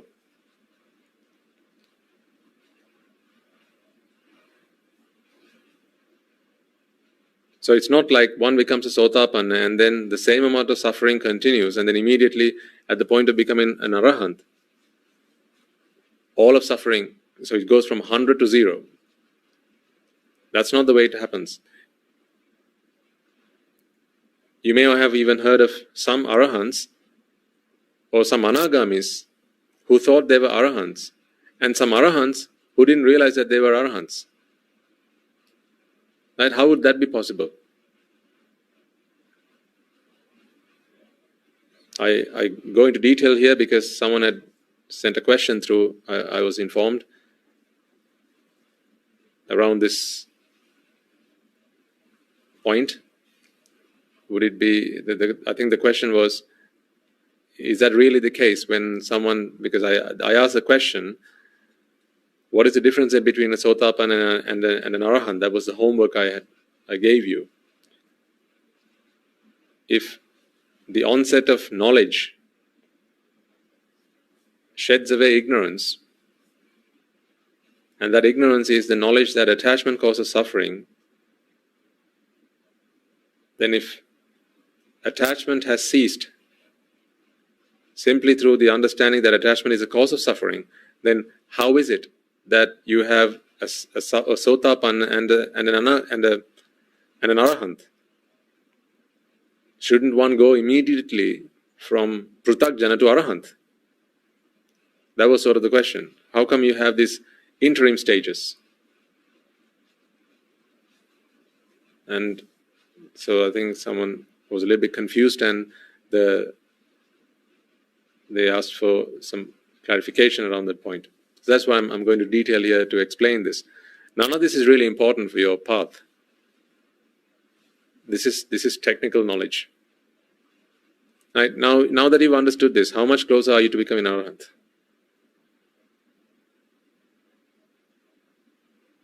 This is why I say don't prompt me to make these sermons academic. More than they need to be. Yes, there is an element of academic understanding and knowledge that we need to acquire, but it should be simply for the purpose of understanding the basics. And then from that point forward, it has to be about application. Now that I've explained all of this to you, how much closer are you to becoming a sotapanna, a sakridagami, anagami, or an arahant? Now that you understand how to become an arahant, how much closer are you to becoming an arahant? Not the tiniest bit. So all of this has been a waste of time. Yes and no at the same time, that's the thing. Because sometimes when these questions come into the mind, until you get an answer to it, you can't move forward. That is because of doubt, which is again one of the hindrances. We talked about Kama Chanda last week. Another one of the hindrances. When doubt creeps into the mind, then that's all you'll be thinking about. But Swami Wahanse said this, and I can't understand, I can't agree with that. And then everything else Swami Wahanse says from that point forward will be looked at through that lens. So, hopefully that matter is clear to you now then. There is a stark difference between a sotapanna and an arahant, and there are interim stages between these two that we know. And as one moves on the path, the amount of suffering that is created in the mind diminishes. But we know that suffering is the cause of attachment. So for suffering to reduce, then attachment has to reduce. And attachment is the cause of ignorance. So for attachment to reduce, then ignorance has to reduce. Meaning then, all of ignorance, not all of it was taken out in the first blow.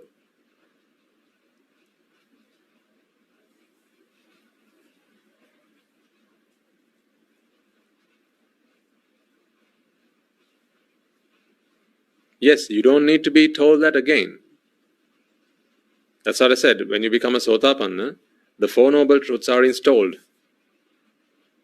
They are now part of your operating system, if you like. You don't need it to be brought in from the outside again. But that which you have understood now needs to be cultivated. Now needs to be comprehended and contemplated. That contemplation needs to happen. There have been occasions where the likes of, for instance, Daruchirya, at the end of a very short discourse, all four stages of sainthood were achieved in quick succession. And we have also heard of some who went through all four stages in the time it took them to fall from a cliff. They jumped a cliff as a pruthakjana, they landed as an arahant just before their death.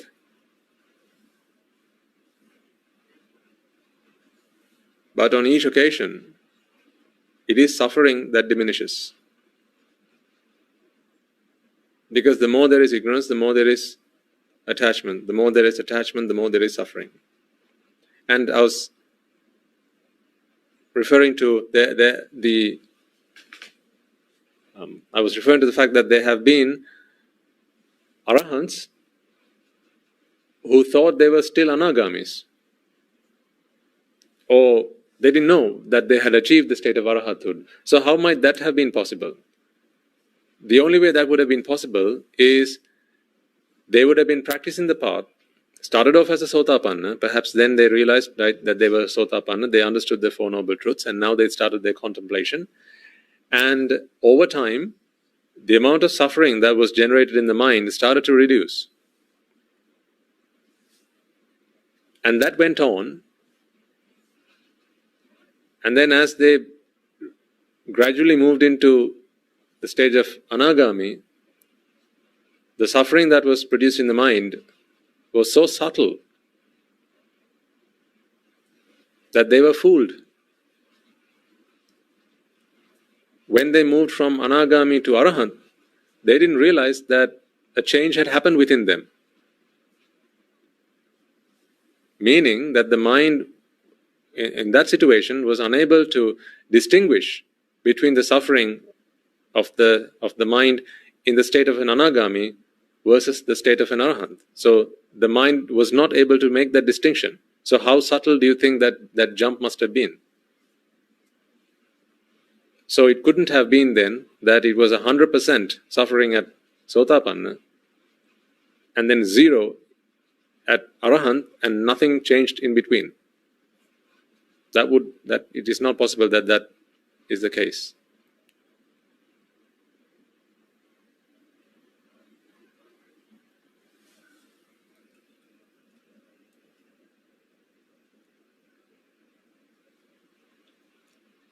Okay, so hopefully that makes sense. And there was a question that had come through and wanted clarification on that point, so hence the detailed analysis of that.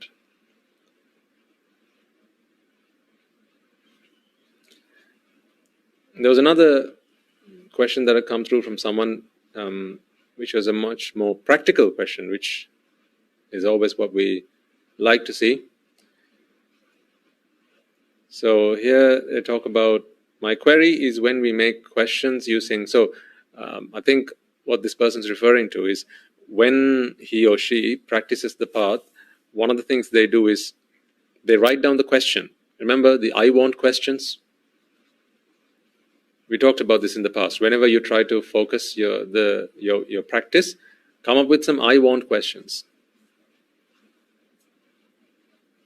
Right, so for instance, it's too hot. That's not the problem. What is the problem? I want it to be cooler. That's the problem. Or let's say it's too bitter. What's the problem? Is it that it's bitter? No, that is the problem that is seen by the Anaryans. What do the Aryans see? I want it to not be bitter. So that's why I said, make up questions with the word I want in it, because that is the only thing you can really address. You could, of course, address the other bit. You could go and add some sugar to it, and then that would take away the bitterness. But there is no end to that. So you have to add sugar today, and then tomorrow what happens? The same, and then the following day? Same, and the day after? Same. Right? You can keep on adding sugar.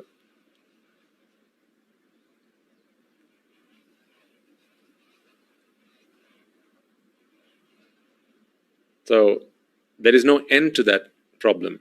Whereas in the Buddha Dhamma, we seek ultimate solutions. Meaning, a solution that once is applied, you don't need any more solutions. It is solved once and for all.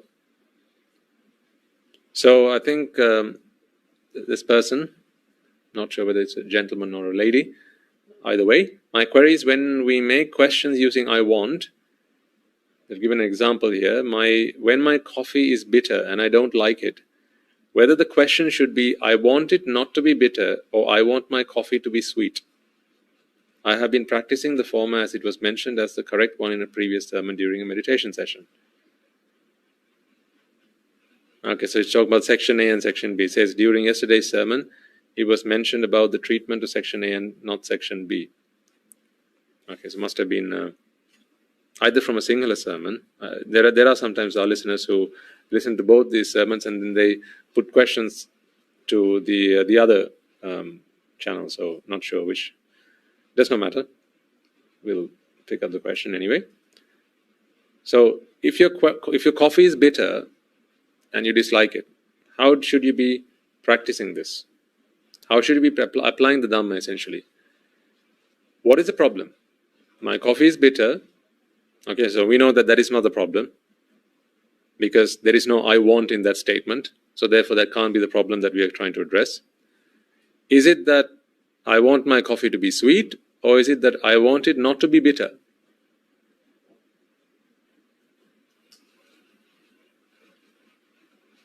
Which one? What do you think?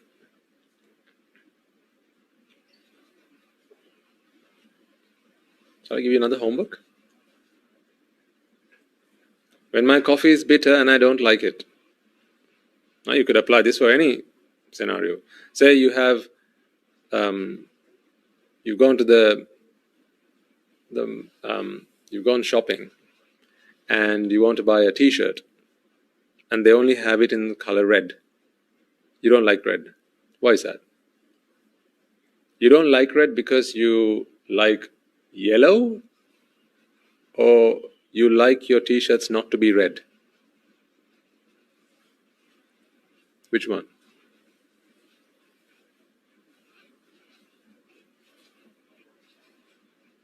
I think a good place where you can find an answer to this is in the case of politics. Seldom do I talk about politics, but I'm not talking party politics here, but rather the principle or the way it works, right? So, for instance, I've heard people say,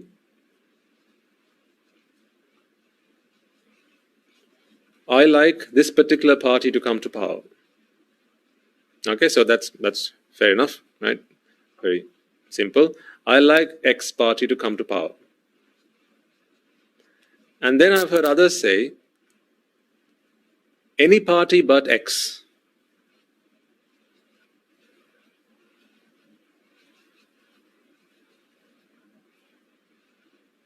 And then someone else will say, I like Y party to come to power. So there's one person who's interested in X, the other's interested in Y, and there's a third person who's interested in anything but X. So they have a strong dislike for X, and anything but X is fine. Now, can you see if you can find an answer to this question through that example? Right? Someone who likes X, someone who likes Y, that's pretty straightforward, isn't it? One likes X, the other likes Y. Right? Why does one like X? Because they think that that is what brings them pleasure, what brings them joy. And why does the other person like Y? Because they think that's what brings them pleasure and that's what brings them joy. So that's pretty straightforward. No question, no problem there. Now then there's a third person who says, anything but X. I'll go with any other party, just not X. Why? Because my ex-husband is in it. Anything but X. I'll go sit anywhere but there. I'll go with anyone but him. Right? You've heard people say things like that. I'll have anything but that. I'll go anywhere but there. I'll do anything but that.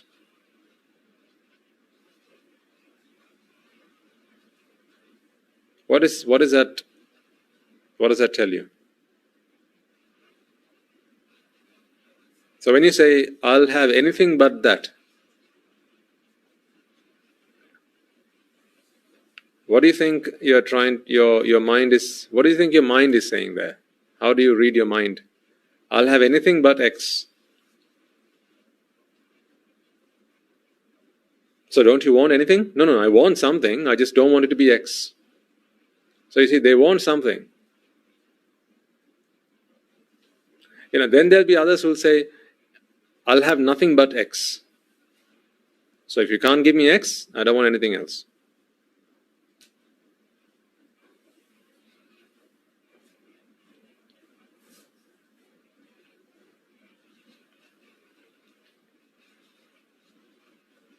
And these are things people say all the time. So we can analyze the mind when we hear people say such things, how the mind works.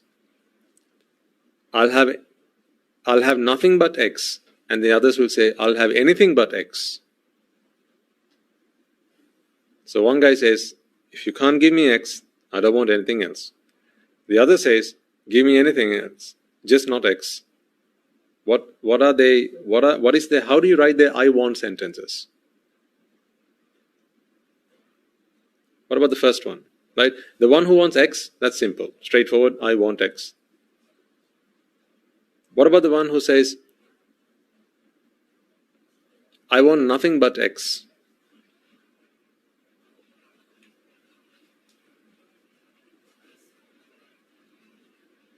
So there they have a strong desire for X.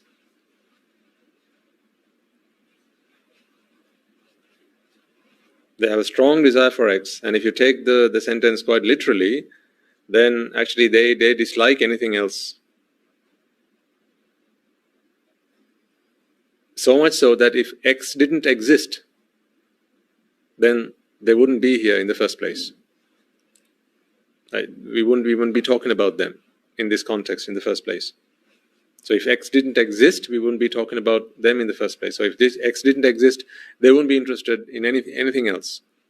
So the sole purpose they're here is because they want X.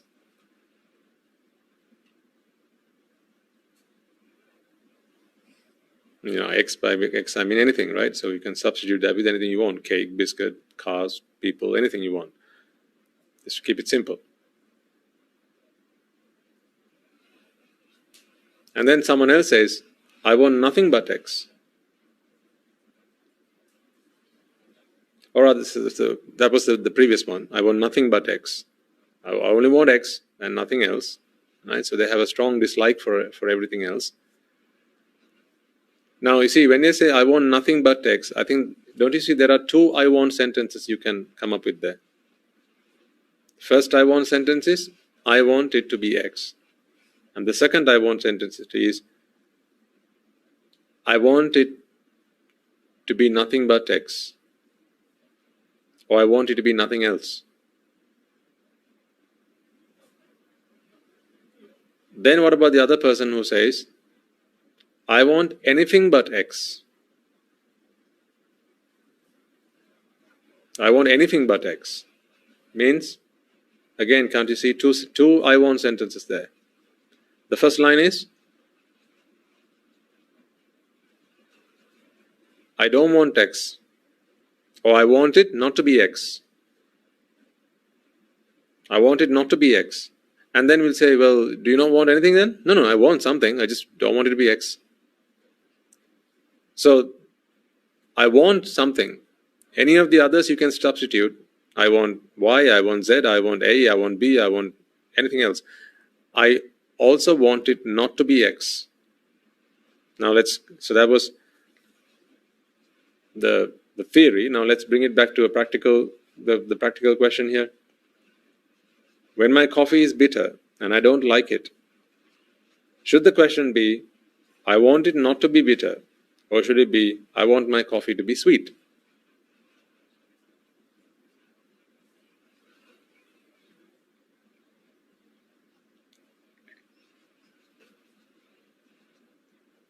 Your liking sweet has nothing to do with your dislike for bitter.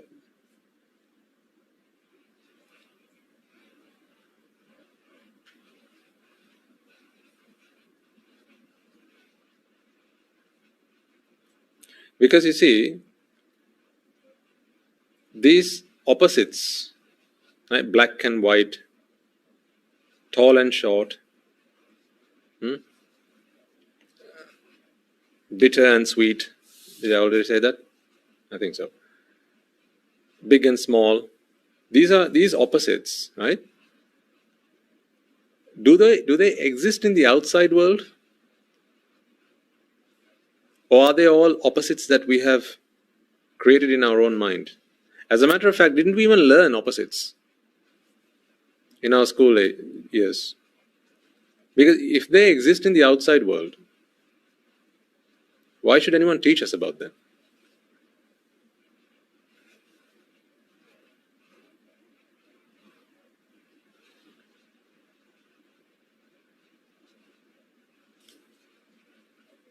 Now, we learned them at school, didn't we?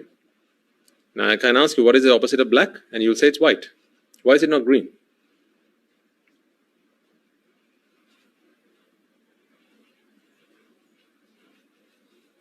What is the connection between black and white? Does white know about black? Does black know about white? Do they know? Does black know that it is the polar opposite of white? Does white know that it's the polar opposite of black?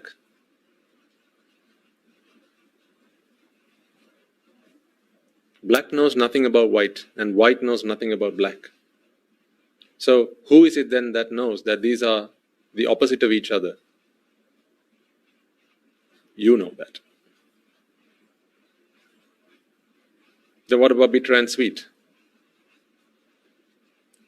Does bitter know that it's the opposite of sweet? Does sweet know that it is the opposite of bitter? Why is it not sour? Why is it not salt?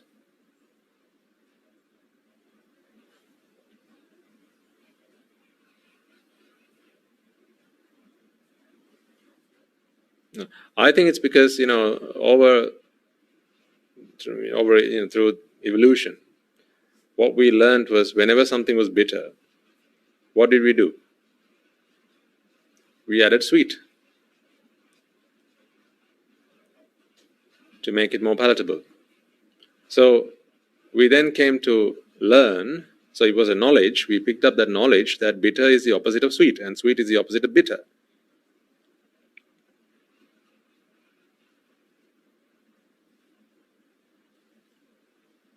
But if you forget, if you just leave knowledge out to a side, right? Take out all knowledge and then look at the situation. You have bitter and you have sweet. They are independent tastes. They have no connection to each other. Does less bitter give you more sweet?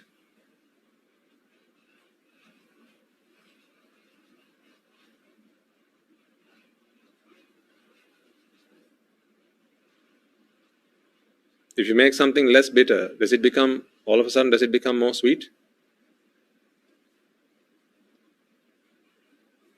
No, it just becomes less bitter, doesn't it? So say you take a coffee, a bitter coffee, right? Say black coffee. How do you make it less bitter? No, you can't tell me by adding sugar. Now you're making it sweet. How do you make it less bitter? One thing you could do is you could add water. So you reduce the concentration of bitter. And then you could make it you can add enough water and it'll hardly taste bitter. You can hardly taste the coffee in it if you add enough water. That doesn't make it sweet. For it to become sweet, you're going to have to add sugar to it. Then it becomes sweet. But generally, what we do to make something less bitter is we add sugar. So that is just a practice that we have learned. One of those culinary skills we have picked up along the way. It's just knowledge.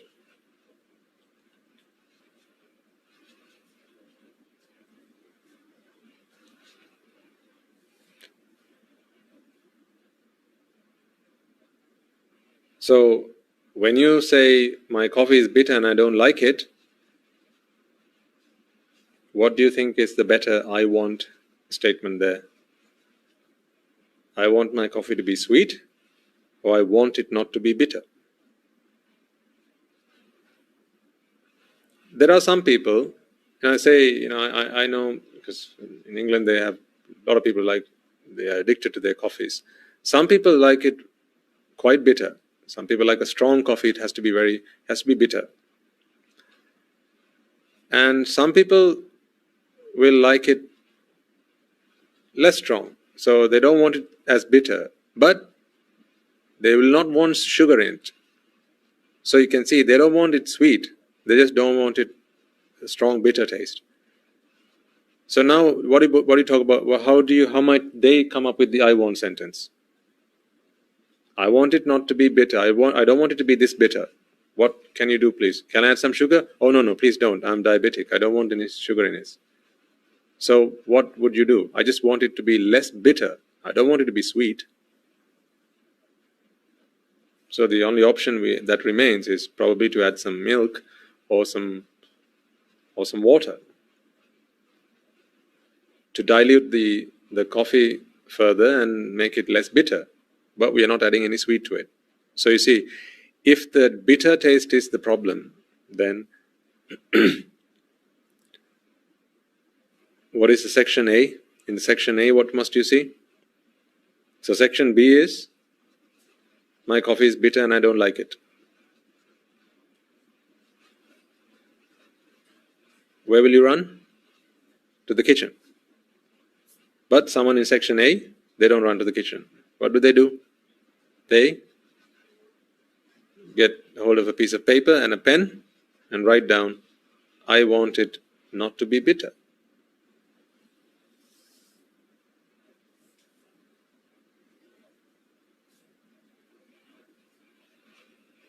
I want my coffee to be sweet, that's a separate problem. So if you like your coffee sweet, then that's another problem. That's a separate sentence, a separate line. You need to work on that separately. But I want it not to be bitter is a more fitting statement of the state of affairs. And a similar one, a similar example just below that, when I see my hair turn grey, I want my hair not to be grey, or I want my hair to be black. Because I may not want it to be black necessarily and wouldn't mind brown highlights. Okay, interesting. Thank you for sharing that with us. When I see my hair turn grey, I want my hair not to be grey, I want my hair to be black.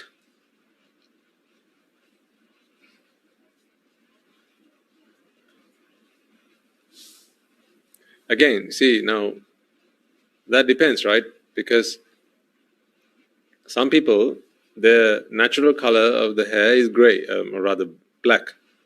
And then as we move into old age, then black goes grey. But what about some people who have blonde hair? What happens with them?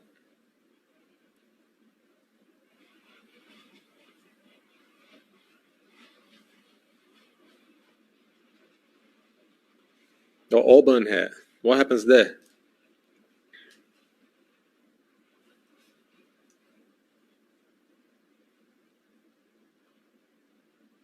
So if their hair started turning grey, would it be right for them to say, I want my hair to be black? Say a blonde person?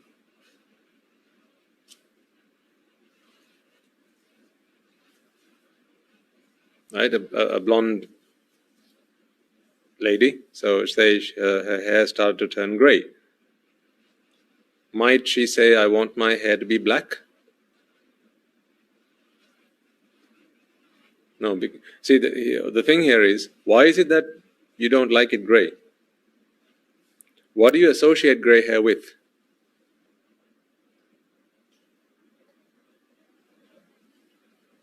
What do you associate grey hair with? You associate it with old age. So, what is the problem here? I want my hair not to be gray because gray hair means I'm old. So I think if you dig deeper, you're going to find an even bigger problem. Well, I won't say bigger problem, but something more. There's a hidden problem there.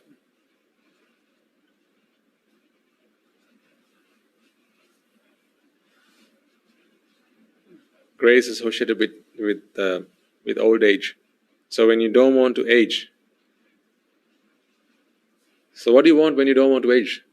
What is the I want line there?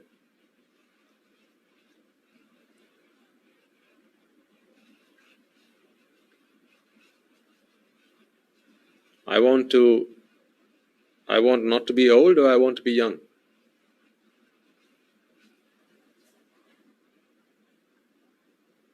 When someone grows old and they look themselves in the mirror and they feel that sting, that shock, almost that painful shock, what must they contemplate from there? I want not to be old, or I want to be young.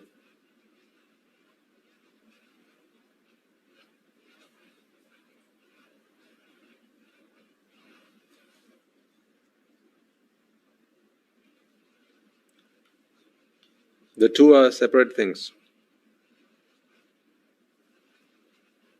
For one, it could be I want not to be old. For another, it could be I want to be young. For another person, it could be both. I want not to be old and I want to be young.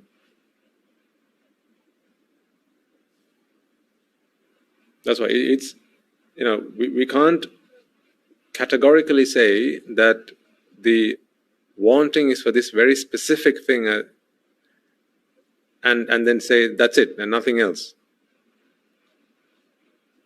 Because whatever the mind sees is pleasurable and joyful and essential, the mind will attach to it. Now tell me then, does the mind not find not being old pleasurable? The state of not being old. Does the mind not find that pleasurable? It depends on the drishti, right? If the mind sees that as being pleasurable, then the mind will attach to not being old. What about being young?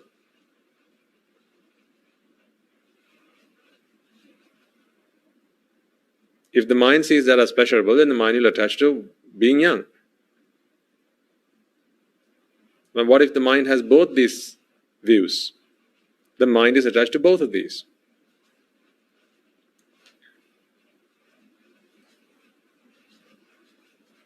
So, it would be difficult to say it's one or the other. It could potentially be both. But in the case of the coffee, again, it may be that you like a sweet coffee, maybe. And you also like your coffee not to be bitter. So they could be two distinct things. And when you are tasting a bitter coffee, both these vexations could surface in your mind. So would it be wrong to practice on one of them? No, most certainly not. Would it be wrong to practice on both? Again, not wrong, provided you also like your coffee to be sweet. If you don't have any like for a sweet coffee, then there is no need for you to contemplate on the wanting a sweet coffee, but rather you'll have to contemplate on wanting the coffee not to be bitter. But if you like it sweet and you also don't like it bitter, then of course you have two separate problems. Because remember, these opposites, they're all in the mind. In the outside world, for nature, everything is equal. Big is the same as small for nature. To Mother Nature, now when we talk about Mother Nature, it's not like a person somewhere.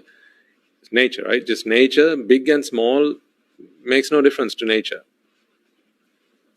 Short and tall, no difference. Red or black and white, no difference to nature.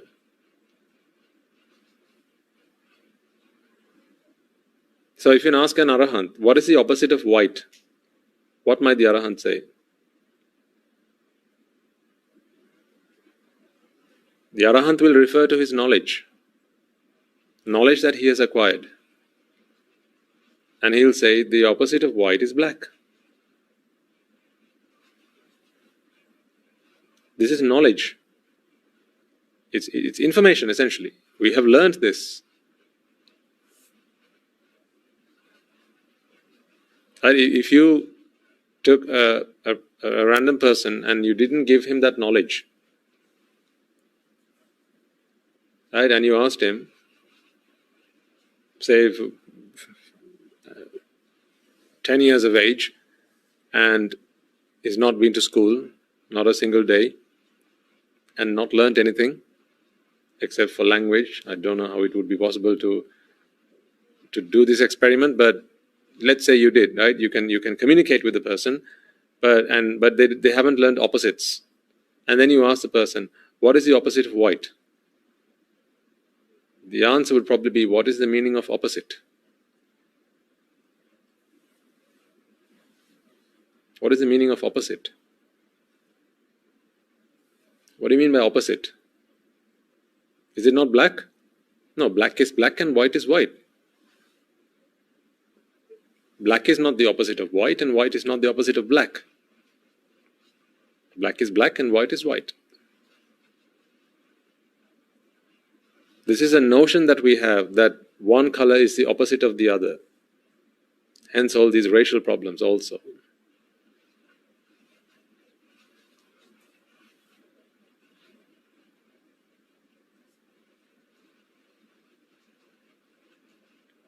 This is knowledge. This is just information. This is convention, essentially. That's a better term. It's just convention. Conventionally, black is the opposite of white. But to nature, black and white are the same. To nature, tall and short are the same. Long and short are the same. It does not treat one differently to the other. But conventionally,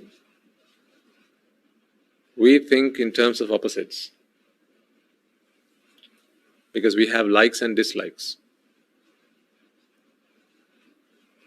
So that's the way it works. So in answer to the question, I think hopefully the answer is clear.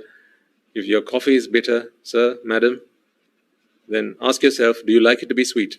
If you like it sweet, then, and you have a problem with it being bitter, then you have two problems. One, you want it not to be bitter. Two, you want your coffee to be sweet. Because say, imagine you got your coffee and it's not bitter. Now you might complain that it's not sweet enough. So you can see that you have there's an additional problem there. And with gray hair, the simplest answer is the brown highlights, so I'd recommend that. Just kidding. I want my hair not to be gray, or I want my hair to be black. Again, it could be either, it could be both. So ask yourself, is it black hair you want? But what about someone who's got blonde hair? They're not going to want black hair. So for them it's going to be blonde hair. But again, either way, they may not want gray hair. So they'll want the hair not to be gray, and one will want the hair to be black, the other will want the hair to be auburn, the other will want the hair to be blonde, and so on.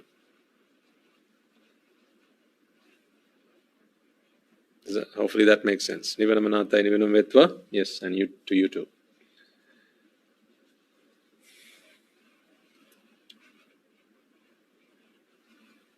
Okay, so some analysis we did there today in terms of the Four Noble Truths, as well as the question that came through.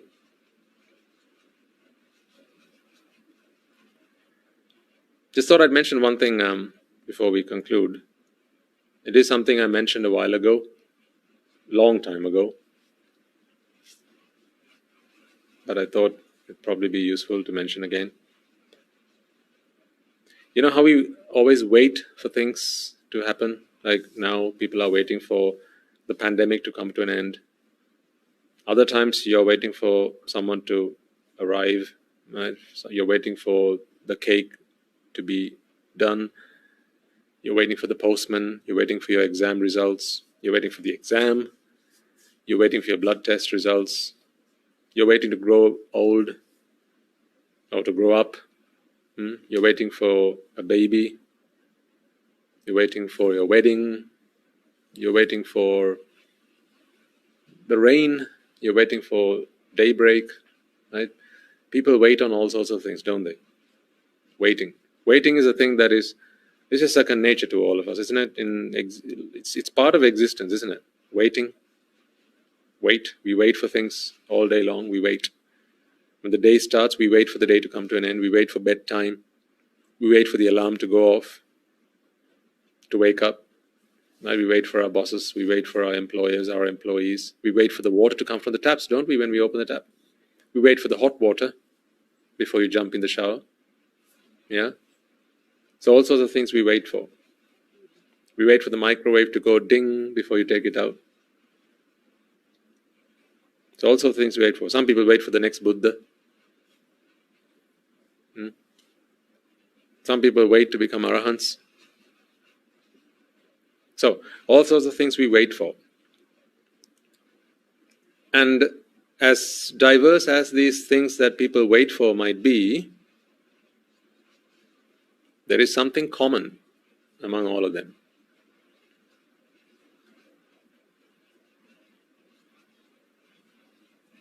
They're all waiting for all sorts of numerous and diverse things, but unbeknown to them, they're all waiting for something. What do you think that thing is?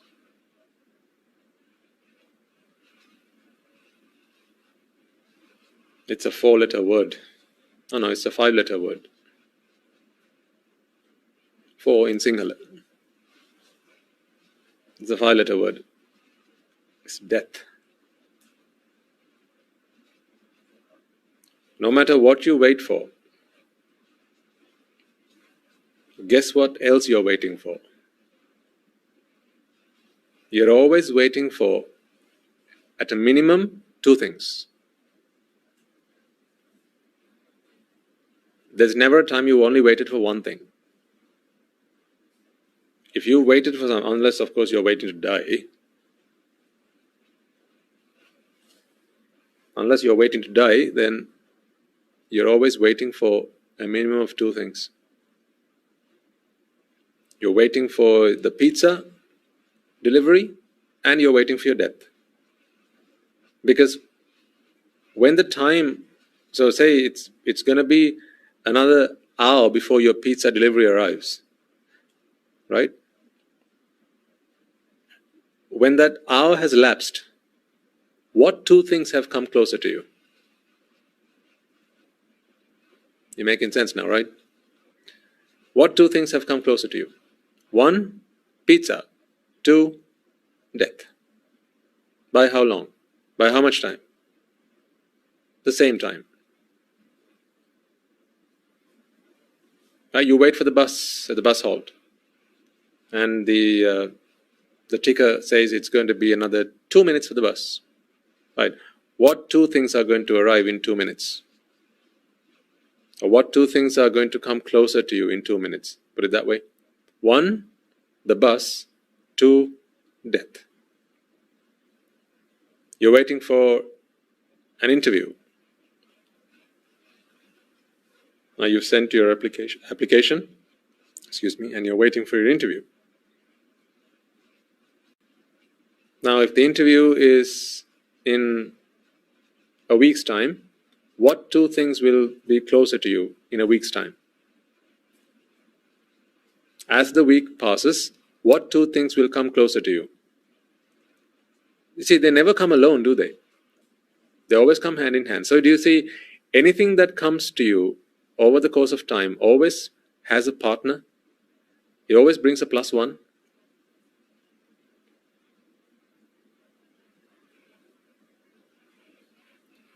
So, you could always, you could almost, don't say this out loud, but you can start thinking along these terms. So you say, for instance, right, you say you're waiting for some friends to come over so you can go to the movies, right? So you're waiting for Tom, and you've got Harry with you, and you're going to tell Harry. Harry doesn't know this, so you're going to tell Harry. Harry, Tom said he's going to come in an hour, or he's going to be here in an hour's time, and he said he's going to bring death with him. Isn't that how you should be thinking, at least, if not saying? He said he's going to bring death with him.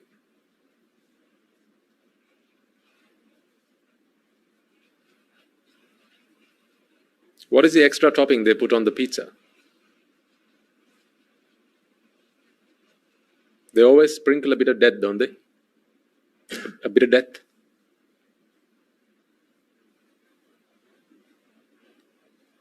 When you drive past the drive-through at McDonald's, they ask, what would you like today?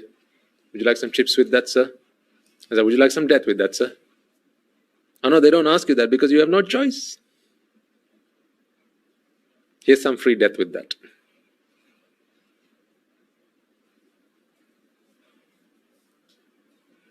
And you're waiting in the traffic. Waiting for what? Waiting for the light to go green. And what else? In some towns you have the countdown, don't they? I find them fascinating. People staring at the countdown. It goes from red to amber, and then there's a countdown, like sometimes it's about 20 seconds, and then people are all, they're like eagle-eyed. They're looking at the countdown. Little do they know that they're counting down to death.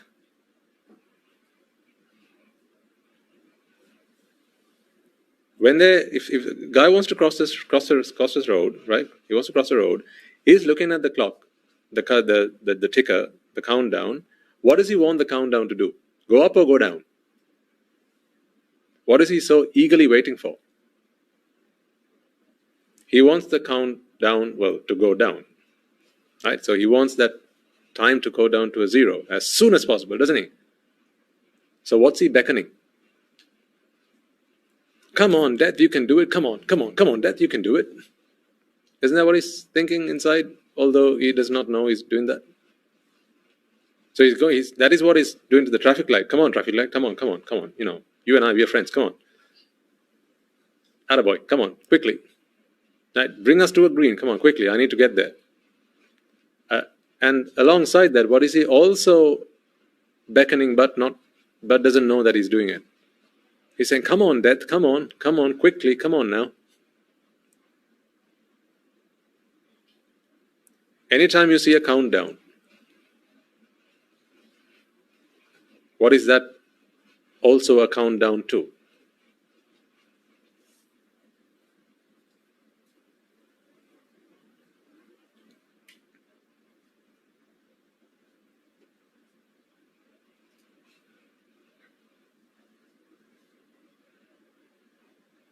When you're waiting for your meal at the restaurant,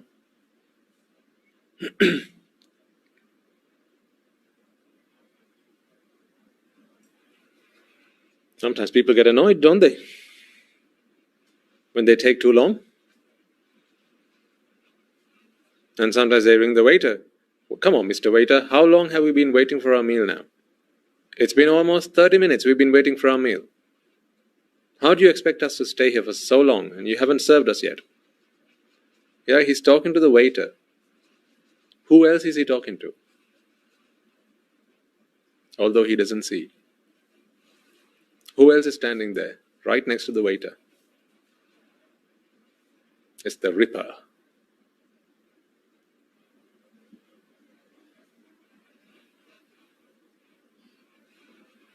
Oh, we know him more fondly as the Mara.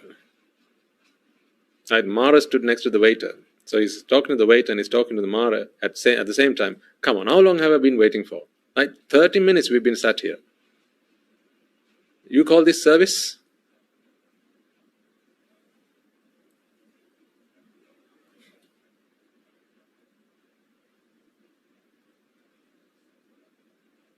I want to make a complaint.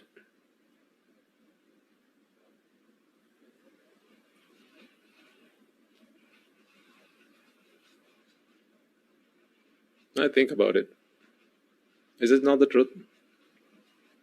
Whenever you find yourself waiting for something, whether it's someone, whether it's something, whether it's an event, or you're waiting at the arrivals for a flight, normally when you're waiting for something, you want that to happen as soon as possible, don't you?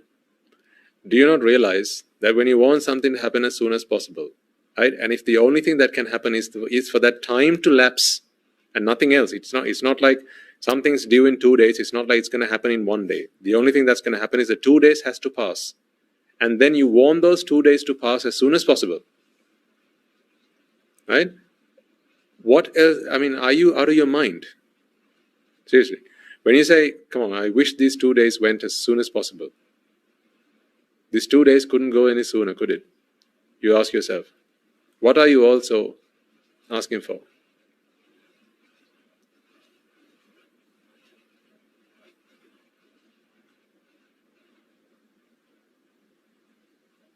You want to move closer to your death as soon as possible? Read between the lines.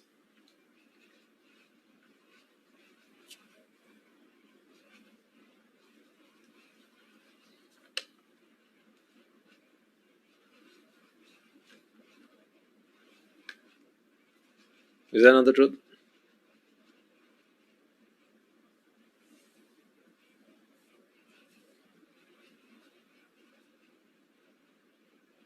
Let's say you've gotten ready to go somewhere, right? And it started to rain all of a sudden. Or you want to get outside and do something, right? Go for a walk, go for a jog, and it starts to rain. Now, how much you feel at that time? You've got your jogging shoes on, right? You've got your kit on, you filled your water bottle, right? Got your rucksack, and you're all ready to get out, and then all of a sudden it's thundering and it starts to rain. What's going to be your emotional reaction now? Oh God! Is that how you would feel at the time?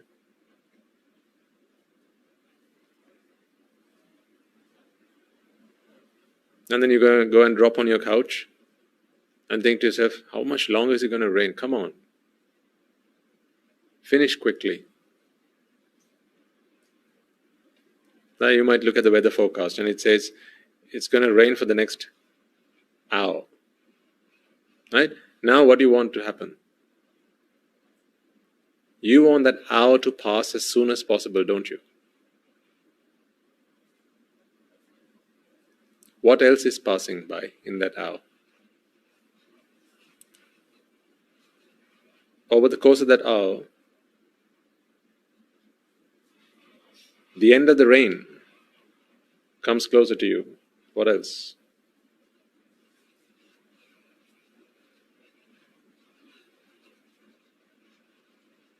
Oftentimes we don't think about this, but this is a good way to focus on death or marananusati.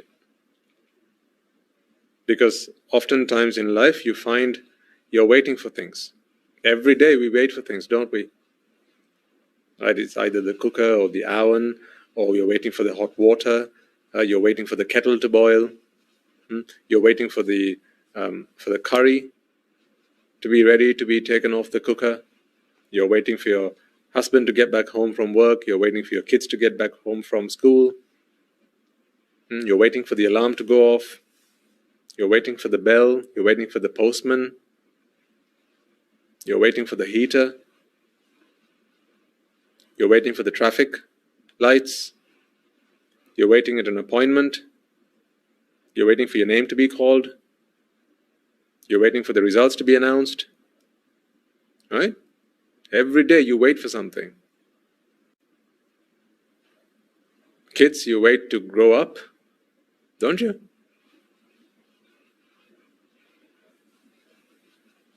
You wait for facial hair, some of you.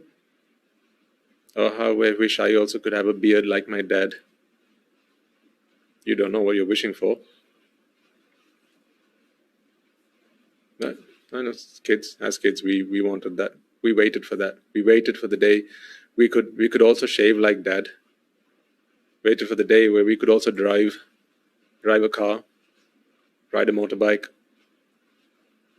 And we all waited. We waited anxiously for this time to pass because we knew there was nothing else we could do. They said, not before you're 18 can you get your driver's license. God, is there any way we could get this 18 to come sooner?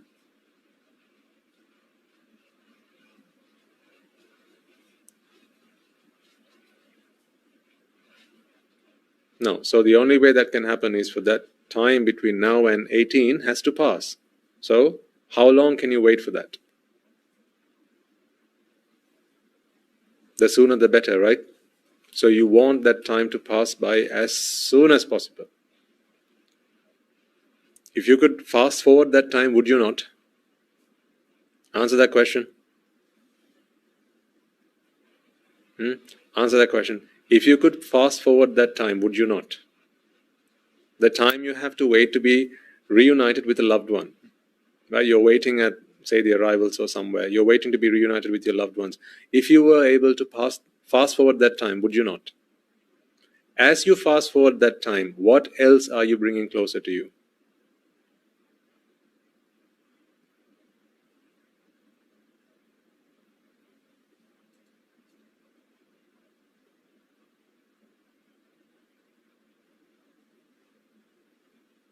Did you think about this?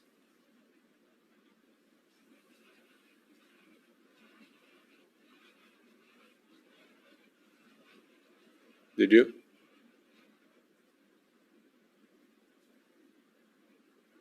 Something to think about. Find some moments in your day where you wait for things. That'll be a good time for you to practice Marananusati. The contemplation of death.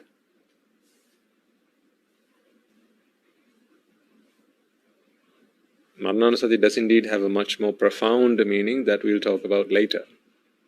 But for the time being, to understand the value of life, to understand the value of what you've got, it's important to remind yourself that life is ticking by. Right? Make a list of the things that you wait for. And, like buy your kettle. So here's some of the things you can do just to jog your memory. Just to spur you into action. Say buy your kettle. Not buy a kettle, buy your kettle in the kitchen. You can get something printed and put a sticker there by the kettle or on the kettle. I don't know if on the kettle is going to work, but you can put it by the kettle, on the wall maybe, perhaps by the kettle, and say, what are you waiting for? That'll be a good karmasthana. What are you waiting for? Or the rice cooker. What are you waiting for? On the oven. What are you waiting for? By the hot water tap. What are you waiting for? Or usually in a busy household, normally you will wait for someone to come out of the toilet, won't you? If you share a toilet at home, come on, hurry up already. Right? It's normally something you hear around 4 or 5 in the morning, a few times. Right? On the toilet door, you can have this. What are you waiting for?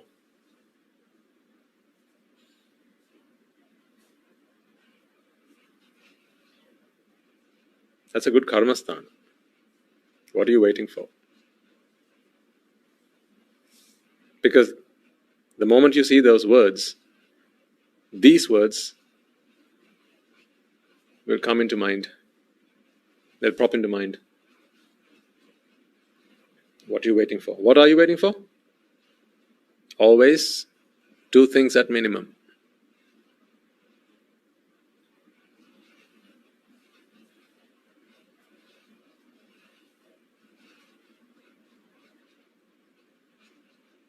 You can have one on your dashboard in your car, because often you'll get stuck in traffic.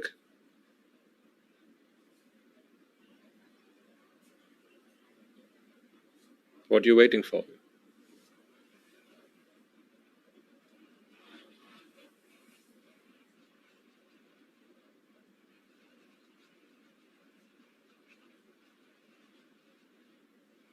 If it's too long, too lengthy, then WAYFF.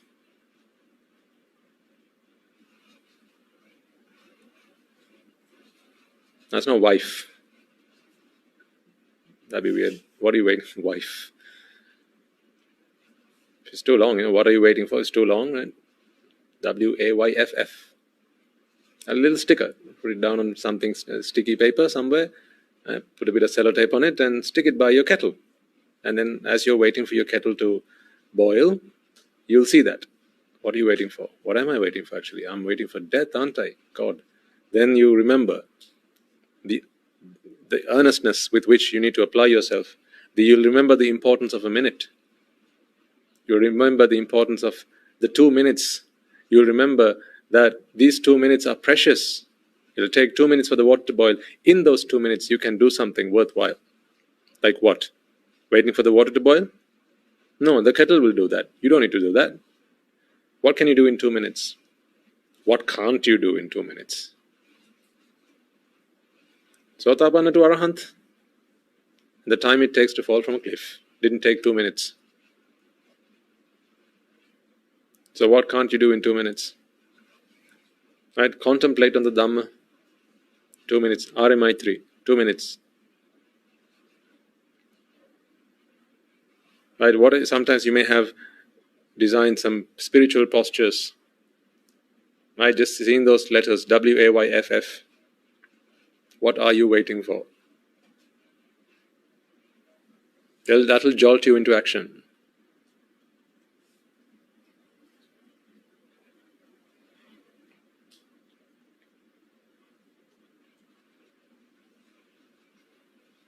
Anytime you're waiting for something, just look around the home, you'll find things you'll normally be waiting for. Maybe it's in the workplace. Usually when you switch on a computer, right, some of them, they take ages, don't they, to turn on. And then, if it's your laptop or your computer, you can have a little sticker, maybe say on the monitor, not on the screen, on the edge.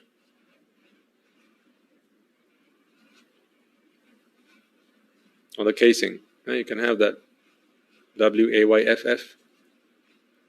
Someone asked, what's that? It's just something I have that remind me of my wife. Oh, so sweet.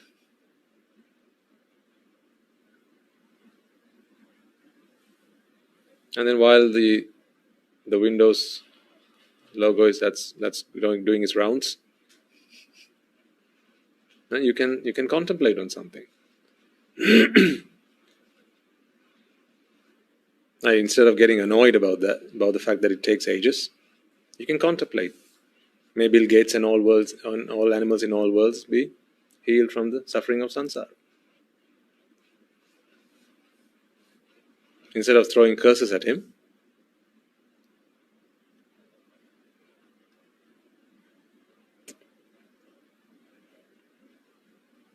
right? See if you can find opportunities to practice that karmasthana at home. I'm sure you can. You just need to be a little bit creative. Kettle, is almost a certainty, right? Everyone's got a kettle at home. You can go and stick it in your kettle. Not in your kettle. By your kettle. And then there's the oven, usually the cooker. I'm sure you be creative. You can find out what you can do with that. But the point I'm trying to make here is, let's not forget that while all this is happening, right? Climate is changing, politicians changing, years coming and going, pandemics, right? Volcanoes, earthquakes, landslides, hailstorms, right? Amidst all of this, the economy, bull economies and bear economies and all that, while all of that is happening, the stock market rising and crashing, and while all of this is happening, the flowers blooming and withering, suns rising and setting, moons rising and setting, something is coming to you. It's just on the horizon. And with every second that you wait for something, that second brings you a minimum of two things. The thing that you waited for. Now that again cannot be a certainty. Sometimes you wait for something and it doesn't come. Right? Isn't that when you're disappointed? That doesn't come. Sometimes you wait for an hour and nothing. Sorry, it's not going to happen today. You'll have to check next day. Sometimes you're disappointed. But that hour you waited, perhaps the one thing you wanted didn't come, but something else most certainly came closer. And that is death. So death is looming nearby. Watch out. Be heedful. Practice the Dhamma. Achieve your liberation. Okay. We will transfer the merits and conclude the sermon there. Let us take a moment then to transfer the merits we have all acquired by making offerings to the infinite virtues of the Noble Triple Gem and chanting Pirit, listening to the Dhamma and engaging in the various meritorious deeds today. First and foremost, let us remind ourselves how incredibly fortunate we are to be in receipt of the Lord Buddha's teaching, and with immense gratitude let us transfer these merits to the bhikkhus and bhikkhunis, upasakas and upasikas, who have since time immemorial protected and preserved the sublime teachings of the Buddha and passed it down to the generations of the noble lineage in the form of the Tripitaka, which is thankfully available to us today to study, understand and comprehend the Dhamma. Let us also transfer the merits we have acquired to all members of the Mahasangha present throughout the world, including the chief pillars of all the chapters who have dedicated their lives to the noble path and have committed themselves towards the betterment of all sentient beings. Let us not forget that among them are the monks and nuns resident in your local temples and nunneries, who have always been by your side through thick and thin, come rain or shine. Let us also transfer these merits to Guru Swamin Wahanse and all other monks resident at this monastery, as well as the Anagarikas and Anagarikas attached to the monastery. Let us also take a moment to transfer these merits and express our gratitude to those who make great efforts to disseminate the teachings of the Buddha, be that by transliterating these sermons, sharing them out with others, or inviting others to join them. May through the power of these merits, if any of them have been born in the woeful plane, redeem themselves and be born in the blissful plane. May through the power of these merits they abstain from the unmeritorious deeds, fulfill the meritorious deeds, fulfill the noble eightfold path, and attain the supreme bliss of Nibbana. Sadhu, sadhu, sadhu. Let us also transfer these merits we have acquired to our devotees and friends of the monastery, who for the sake of merits continue to sustain the Mahasangha. This includes everyone from those of you who have contributed to the construction of the monastery to those of you who have provided the Mahasangha with shelter, arms, robes and medicines, as well as those of you who have passed on their know-how and continue to do so, extend their well wishes to us.